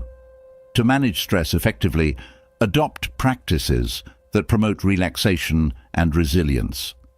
Mindfulness, meditation, and intentional breathing are powerful tools for calming the mind and resetting the body's stress response. Exercise is another effective way to release tension and improve your mood. By incorporating these habits into your daily routine, you can prevent stress from overwhelming your system. Similarly, take steps to regulate your reward system. Limit your exposure to instant gratification triggers, such as excessive screen time or unhealthy snacks. Instead, focus on activities that offer deeper, more meaningful rewards, such as pursuing hobbies, building relationships, or working toward long-term goals. The key is to create a balance that allows you to enjoy life's pleasures without becoming enslaved by them. The mismanagement of stress and reward systems is not a minor issue. It's a critical factor that shapes your health, happiness, and ability to thrive. By taking deliberate steps to balance these systems, you reclaim control over your life, paving the way for resilience, fulfillment, and lasting well-being. 41. Random intermittent rewards are more effective for motivation. The concept of random intermittent rewards has long been recognized as one of the most powerful motivators in both human behavior and animal psychology. Unlike consistent rewards, which eventually lose their impact, random rewards create a sense of unpredictability that keeps the brain engaged, hopeful, and motivated. This principle explains why activities like gambling, social media, and even video games can become so addictive. They tap into our innate desire for variability and surprise. When you receive a reward at random intervals, your brain releases dopamine in anticipation of the next potential win. This unpredictability keeps you engaged, constantly seeking that next hit of satisfaction. The mechanism behind this is simple yet profound. When rewards are inconsistent, you don't know when to expect them, so you keep trying, driven by the possibility that the next attempt might yield success. It's the same reason why slot machines are so effective. They create a cycle of effort, anticipation, and occasional reward that becomes almost irresistible. In daily life, the principle of random, intermittent rewards can be harnessed for positive outcomes. For example, if you're working on a challenging project, rewarding yourself randomly rather than predictably for small accomplishments can help sustain your motivation. Imagine you're writing a report. Instead of treating yourself to a coffee after every paragraph, you could decide to reward yourself after a certain amount of work, but keep the timing or criteria flexible. This keeps the process engaging and prevents the reward from becoming routine or expected. This concept also explains why predictable rewards lose their motivational power over time. When you know exactly when a reward will arrive, the novelty wears off, and the behavior it reinforces becomes less compelling. In contrast, randomness sustains interest and effort because it taps into our natural curiosity and need for discovery. The Stoics would likely caution against becoming overly reliant on external rewards, whether random or consistent, as the ultimate source of motivation. Marcus Aurelius wrote, "Waste no more time arguing about what a good man should be. Be one." This wisdom reminds us to focus on internal rewards, satisfaction derived from personal growth, virtue, and alignment with our values. However, when applied mindfully, random intermittent rewards can be a powerful tool for cultivating discipline and perseverance. For example, if you're trying to build a habit like exercising, you might reward yourself randomly with something enjoyable, a favorite meal, a movie night, or a day off, when you achieve a milestone. The key is to use randomness strategically to sustain interest without becoming dependent on it. Understanding the power of random rewards also helps us recognize when this mechanism is being exploited. Social media platforms and apps often use this principle to keep users hooked, providing unpredictable likes, comments, or notifications to stimulate dopamine-driven engagement. Awareness of this manipulation allows us to reclaim control over our attention and focus it on pursuits that truly matter. Random, intermittent rewards are not just a psychological quirk. They're a testament to the complexity of human motivation. By understanding and applying this principle wisely, you can maintain engagement, foster discipline, and pursue meaningful goals without falling prey to mindless addiction or distraction. 42. Self-discipline and intentional routines are essential for success. Success is not the result of luck, talent, or even intelligence alone. It's the product of consistent effort, fueled by self-discipline and guided by intentional routines. While motivation can be fleeting, discipline is the steady force that propels you forward, even when enthusiasm wanes or obstacles arise. Self-discipline begins with a decision, the choice to prioritize long-term goals over immediate gratification. It's the willingness to endure discomfort, delay rewards, and stay committed to the process, even when the results are not immediately visible. The Stoics understood this well. Epictetus advised, "First say to yourself what you would be, and then do what you have to do."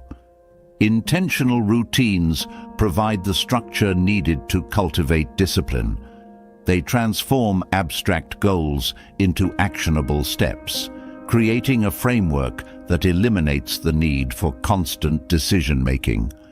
When routines are in place, you don't have to rely on willpower alone to make the right choices. They become automatic, woven into the fabric of your daily life. Consider the story of an artist who dreams of mastering their craft. Without discipline and routine, their aspirations remain just that, a dream. But with intentional practice, dedicating time each day to sketching, painting, or learning new techniques, they gradually improve. Success is not the result of a single burst of inspiration, but the accumulation of small, consistent efforts over time. The beauty of self-discipline lies in its ability to create freedom. At first glance, discipline may seem restrictive, as it requires sacrificing immediate pleasures. However, by committing to disciplined routines, you free yourself from the chaos of indecision, procrastination, and regret. Discipline allows you to take control of your life, aligning your actions with your values and goals. Building discipline requires starting small and being consistent. You don't need to overhaul your life overnight. Instead, focus on creating manageable routines that support your objectives. For example, if you want to improve your fitness, commit to exercising for 15 minutes each day, rather than attempting an unrealistic workout schedule. As the habit takes root, you can gradually expand it. Intentional routines also help you navigate setbacks. Life is unpredictable and challenges are inevitable. But when you have a routine to fall back on, you're less likely to abandon your goals in the face of adversity. Your routines become an anchor, keeping you steady and focused even in turbulent times. Success is not about perfection, it's about persistence. Self-discipline and intentional routines provide the foundation for this persistence, enabling you to keep moving forward one step at a time. By embracing these principles, you not only achieve your goals, but also cultivate a sense of purpose, fulfillment, and resilience that enriches every aspect of your life. 43. Cold exposure and heat effects on the body. The human body is a marvel of adaptability, designed to endure a wide range of environmental conditions. Cold exposure and heat both play significant roles in how our bodies respond, adapt, and ultimately thrive or deteriorate depending on how these elements are managed. Cold exposure has gained significant attention for its benefits, particularly in areas like resilience, metabolism, and mental clarity.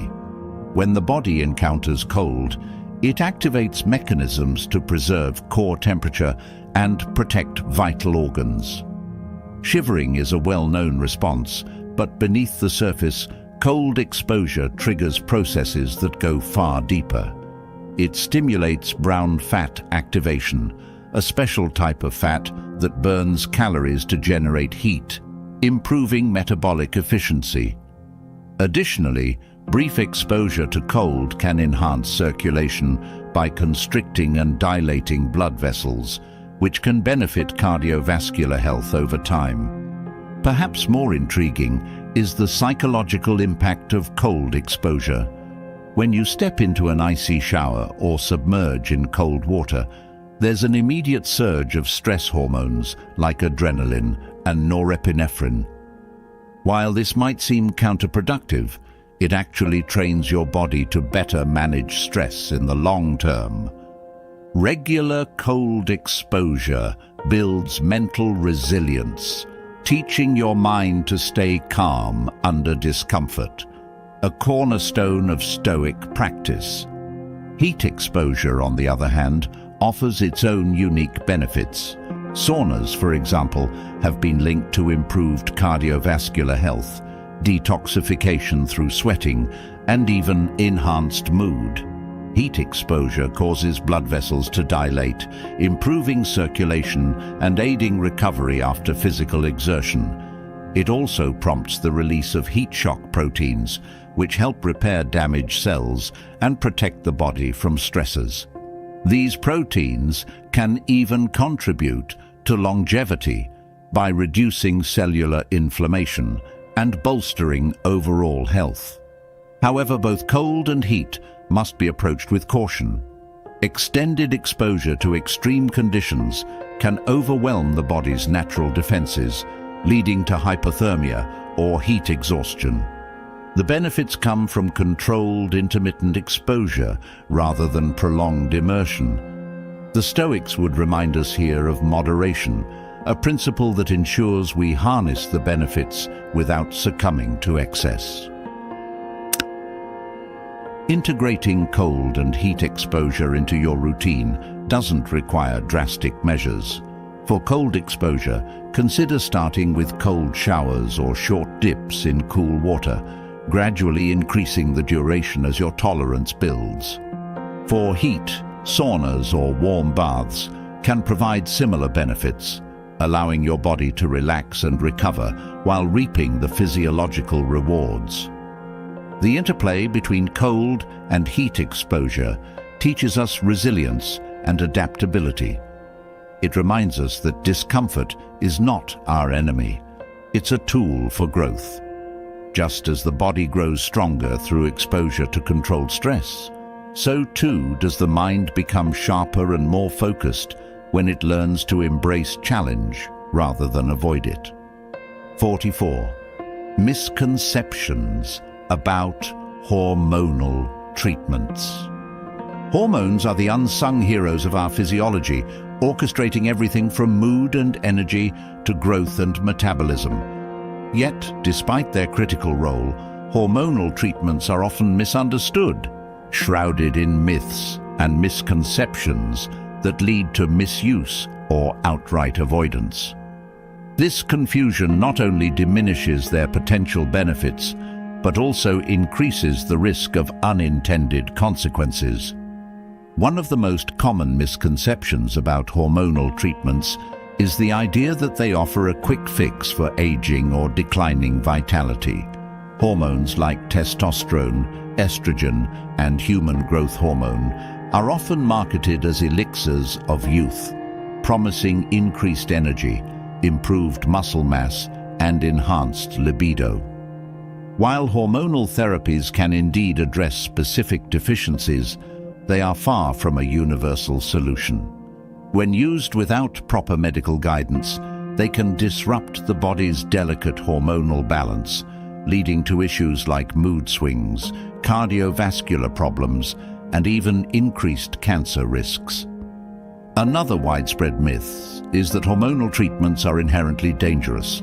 This blanket assumption often stems from sensationalized reports or anecdotal accounts of adverse effects. The truth is more nuanced. When administered under the supervision of a qualified healthcare professional, hormonal therapies can be both safe and effective. For example, women experiencing severe menopausal symptoms can benefit significantly from hormone replacement therapy, HRT, which has been shown to alleviate hot flashes, improve bone density, and enhance quality of life. The key lies in individualized treatment, tailored to the patient's specific needs and monitored closely for any side effects. There's also confusion about natural versus synthetic hormones. Many people believe that natural hormones are always better, assuming they are safer and more effective because they mimic the body's own substances. While bioidentical hormones have their advantages, they are not inherently risk-free. The body's hormonal system is incredibly complex, and even minor disruptions can have ripple effects. This underscores the importance of professional guidance and ongoing evaluation. Hormonal treatments are often misunderstood as a one-size-fits-all solution. However, the Stoic principle of self-awareness reminds us to approach these treatments with thoughtfulness and clarity. It's essential to recognize that hormones are part of an intricate system, influenced by factors like diet, exercise, sleep, and stress. Addressing these foundational aspects of health can often mitigate the need for medical intervention or complement its effects. There's a misconception that hormonal treatments are only for the elderly or those with severe deficiencies. In reality, hormones can play a vital role at various stages of life, from managing puberty-related conditions to supporting women through pregnancy and postpartum recovery. The potential applications are vast, but they require a nuanced understanding to ensure they're used appropriately. Dispelling misconceptions about hormonal treatments begins with education and a commitment to evidence-based practices. By understanding their benefits and risks, we can make informed decisions that align with our health goals. As with any powerful tool, the key lies in using hormonal therapies wisely, guided by expertise and a deep respect for the body's natural balance. 45. Environmental toxins harm hormonal health. The world we live in today is saturated with environmental toxins that silently infiltrate our lives, impacting our health in ways many of us scarcely notice. Among their most insidious effects is their capacity to disrupt hormonal balance, the finely tuned system that governs everything from energy and mood to reproduction and metabolism. These toxins, found in the air we breathe, the water we drink, and the products we use, pose a growing threat to our well-being. Hormonal disruptors, often referred to as endocrine disrupting chemicals, EDCs, mimic or interfere with the body's natural hormones. Common culprits include chemicals like bisphenol A, BPA, phthalates, parabens, and pesticides. These substances are found in plastics, personal care products, household cleaners, and even food packaging. While exposure to a single source might seem negligible, the cumulative effect of constant low-level exposure can be profound. One of the most alarming aspects of EDCs is their ability to imitate hormones such as estrogen, testosterone, and thyroid hormones. This mimicry confuses the body's signaling system, leading to a cascade of disruptions. In men, this might manifest as reduced testosterone levels, affecting energy, muscle mass, and fertility. Women may experience irregular menstrual cycles, early puberty, or difficulty conceiving. Beyond reproductive health, disrupted thyroid hormones can impair metabolism, mood, and cognitive function. Environmental toxins also have a way of bioaccumulating, building up in our bodies over time. This makes the impact of even small, consistent exposures significant. For example, heavy metals like lead and mercury, often found in contaminated water and fish, can interfere with adrenal and thyroid function. Similarly, flame retardants and industrial chemicals found in furniture and electronics can disrupt the delicate balance of hormones critical for brain development and metabolic health. The connection between environmental toxins and hormonal health underscores the need for vigilance in our daily lives. While it's impossible to completely avoid these toxins, small changes can make a big difference. Choosing products labeled free of BPA, phthalates, and parabens, eating organic foods to minimize pesticide exposure, and using glass or stainless steel instead of plastic for food storage are proactive steps toward reducing exposure. Addressing environmental toxins requires both individual and collective action. Awareness is the first step. By understanding the sources of these harmful substances and advocating for safer practices and regulations, we can protect not only our hormonal health, but also that of future generations. The Stoics remind us to act on what is within our control, and in this case, making informed choices about our environment is a powerful way to take charge of our well-being. 46. Ineffectiveness of extreme health practices. In a culture obsessed with quick fixes and overnight transformations, extreme health practices often hold an almost magnetic appeal. From radical diets to grueling fitness regimens, these approaches promise extraordinary results, but often deliver more harm than benefit. Their allure lies in the seductive idea that drastic measures can shortcut the path to health and wellness. The truth, however, is far less glamorous. Extreme health practices are not only ineffective in the long term, but can also undermine the very goals they claim to achieve. Take extreme dieting as a prime example. Fad diets that eliminate entire food groups or demand severe calorie restrictions might yield rapid weight loss initially, but they also wreak havoc on the body. The sudden deprivation sends the body into survival mode, slowing metabolism and triggering cravings that often lead to binge eating. Over time, these diets can deplete essential nutrients, weaken the immune system, and disrupt hormonal balance, leaving the individual in a worse state than before. Similarly, over-the-top exercise routines can be counterproductive. While physical activity is undeniably essential for health, pushing the body beyond its limits without adequate rest can lead to burnout, injuries, and even long-term metabolic damage. The body needs recovery to rebuild and grow stronger, a principle often overlooked in the pursuit of immediate results. Overtraining can elevate cortisol levels, the stress hormone that, when chronically high, impairs muscle recovery, weakens immunity, and even contributes to fat storage. Detoxes and cleanses are another popular but misguided extreme practice. These programs often promise to reset the body or rid it of toxins through restrictive diets, juices, or supplements. What they fail to acknowledge is that the body already has a sophisticated detoxification system. The liver, kidneys, and lymphatic system work tirelessly to eliminate waste and maintain balance. Extreme detox protocols can actually strain these organs, leading to fatigue, nutrient deficiencies, and digestive issues. The ineffectiveness of extreme health practices stems from their unsustainable nature. They demand all-or-nothing commitment, which is not only physically taxing but also mentally exhausting.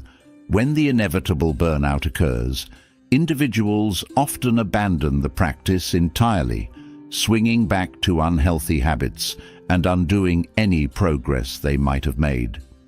This cycle of extremes undermines consistency, which is the true cornerstone of lasting health. A Stoic approach to health emphasizes balance, moderation, and intentionality. Rather than chasing dramatic transformations, focus on small, sustainable changes that align with your long-term well-being. Opt for a balanced diet rich in whole foods, a fitness routine that challenges but doesn't exhaust you, and practices that prioritize mental health alongside physical health. The Stoics teach us that excellence is achieved through consistent effort, not through fleeting moments of intensity. Extreme health practices might promise the world, but they rarely deliver. True health is not about drastic measures or quick fixes. It's about creating a lifestyle that nourishes the body and mind over time.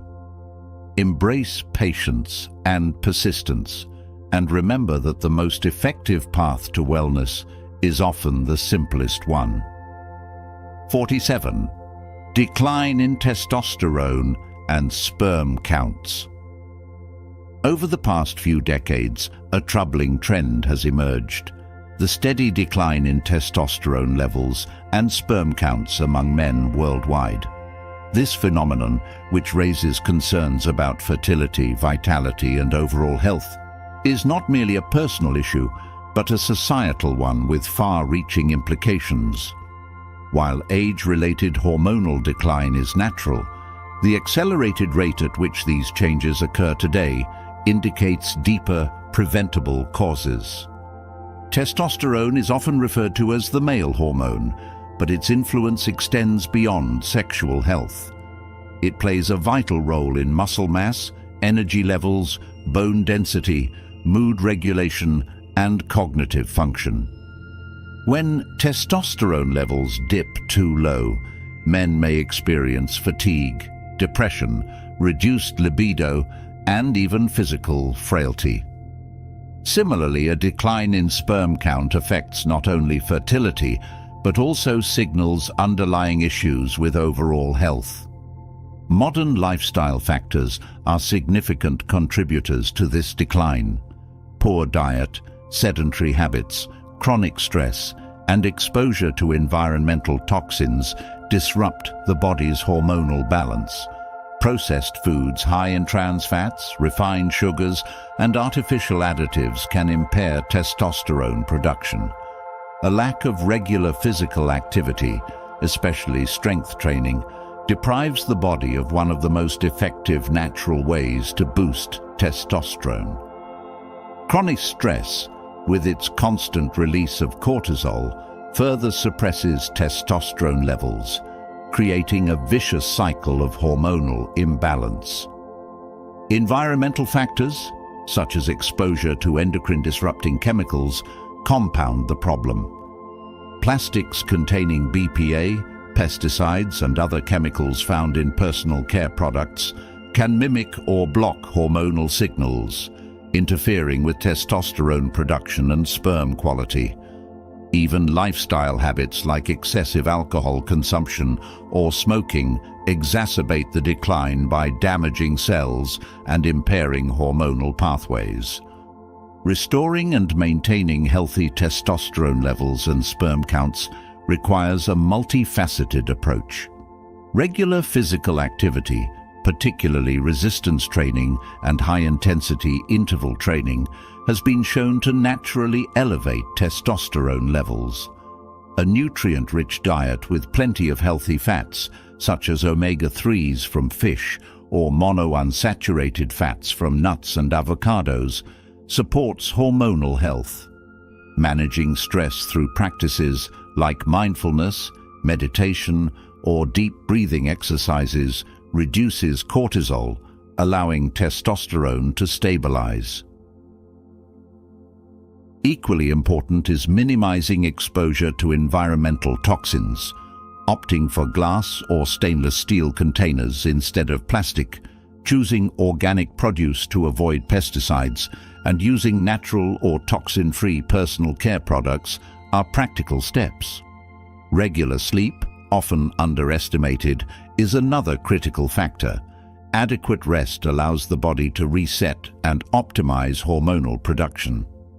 The decline in testosterone and sperm counts is a wake-up call to re-evaluate modern lifestyles and their effects on health. By making conscious, informed choices, men can preserve not only their reproductive health but also their energy, strength, and mental clarity. The Stoic emphasis on self-discipline and taking responsibility for one's well-being provides a timeless framework for addressing these challenges. The road to vitality is not through quick fixes, but through consistent, deliberate effort to support the body's natural processes. 48. Importance of balance in health practices. Health, at its core, is a delicate balancing act. It requires a harmonious interplay of physical, mental, and emotional well-being, a concept often overlooked in the modern pursuit of perfection. While it's tempting to go to extremes in the name of health, be it excessive dieting, rigorous exercise, or unrelenting productivity, the truth is that such imbalances often lead to burnout, injury, or long-term harm. The key lies in moderation and intentionality. Balance in health practices means understanding that more is not always better.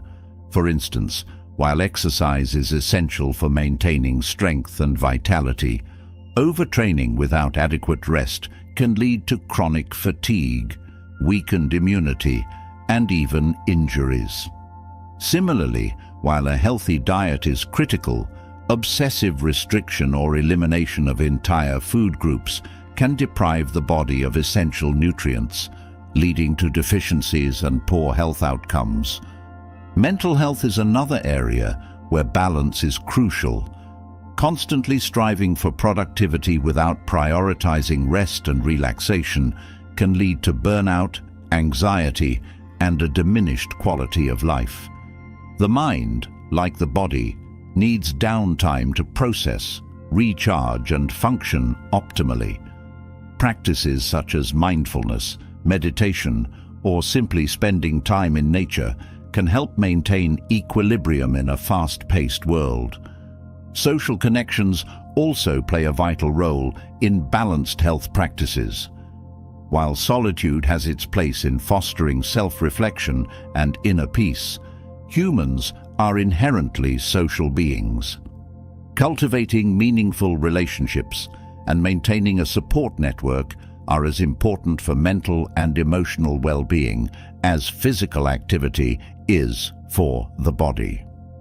Striking a balance between personal time and social interaction ensures a holistic approach to health.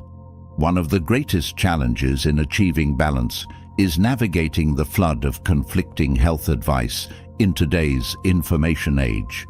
From extreme diets to miracle cures, the pressure to adopt radical changes can be overwhelming. The Stoic approach of focusing on what is within our control and rejecting unnecessary complexities offers a guiding principle. Simplifying health practices, eating whole foods, moving regularly, getting sufficient sleep, and nurturing mental and emotional resilience can have profound, sustainable effects. Balance also requires self-awareness and adaptability. What works for one person may not work for another, and what is effective at one stage of life may need to evolve over time. Listening to the body's signals, adjusting routines as needed, and embracing flexibility are essential for maintaining long-term health. In the end, balance is not about perfection, but about sustainability. It's about creating a lifestyle that supports well-being in all its dimensions without sacrificing joy or vitality. The Stoic wisdom of moderation, avoiding excess and deficiency, provides a timeless foundation for building a balanced, fulfilling approach to health. By prioritizing balance, we not only enhance our resilience, but also cultivate a life of harmony and purpose. 49. Social perceptions of personal choices. The weight of social perceptions often shapes how we live, even when it contradicts our inner values. From the clothes we wear to the jobs we pursue, personal choices are frequently influenced by the need for social approval or the fear of judgment. This societal pressure, while deeply ingrained, can subtly erode authenticity and lead to a life that feels disconnected from our true selves. Social perceptions act as a powerful force, encouraging conformity over individuality. Whether it's the expectation to follow certain career paths, adopt specific lifestyles, or achieve milestones by arbitrary timelines, society's gaze often steers us away from choices that genuinely fulfill us. These perceptions create an invisible cage, one where decisions are made not out of desire or purpose, but to meet external standards. The implications of succumbing to these pressures are significant. Living according to social expectations can lead to feelings of emptiness, dissatisfaction, and even resentment. A person who suppresses their true passions to align with societal norms may find success on paper, but feel a void internally. Over time, this dissonance between external validation and internal fulfillment can impact mental health, fostering anxiety, stress, and a sense of being unmoored. Breaking free from the weight of social perceptions requires immense courage and self-awareness. It involves acknowledging the influence these expectations have on personal choices and questioning their validity. Are you pursuing a particular goal because it resonates with your values, or because it's what others expect of you? The ability to answer this honestly is the first step toward reclaiming autonomy. Stoic philosophy offers profound guidance in navigating this challenge. Marcus Aurelius reminds us to be indifferent to what makes no difference, emphasizing the futility of chasing external validation at the expense of inner peace. The opinions of others, though loud and persistent, often have little bearing on what truly matters, our own sense of purpose and alignment. Cultivating the strength to prioritize personal values over social perceptions doesn't mean rejecting community or relationships. Instead, it's about redefining success and fulfillment on your terms.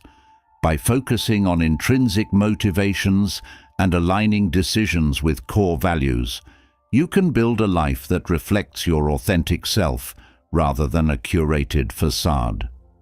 The freedom that comes from shedding the need for social approval is transformative. It allows for greater creativity, deeper connections, and a more profound sense of purpose. In rejecting the weight of external expectations, you create space for the life you truly want to lead, a life rooted in authenticity, resilience, and fulfillment. 50. Dependency on external protocols.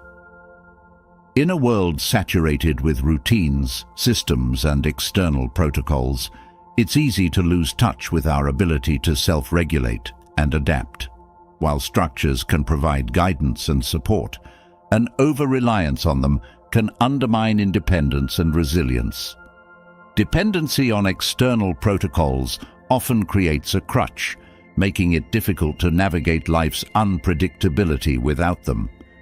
Consider the rise of rigid fitness plans, strict diets, or detailed productivity frameworks. These systems promise results, often delivering short-term success. However, when followed without flexibility or deeper understanding, they can foster a sense of dependency.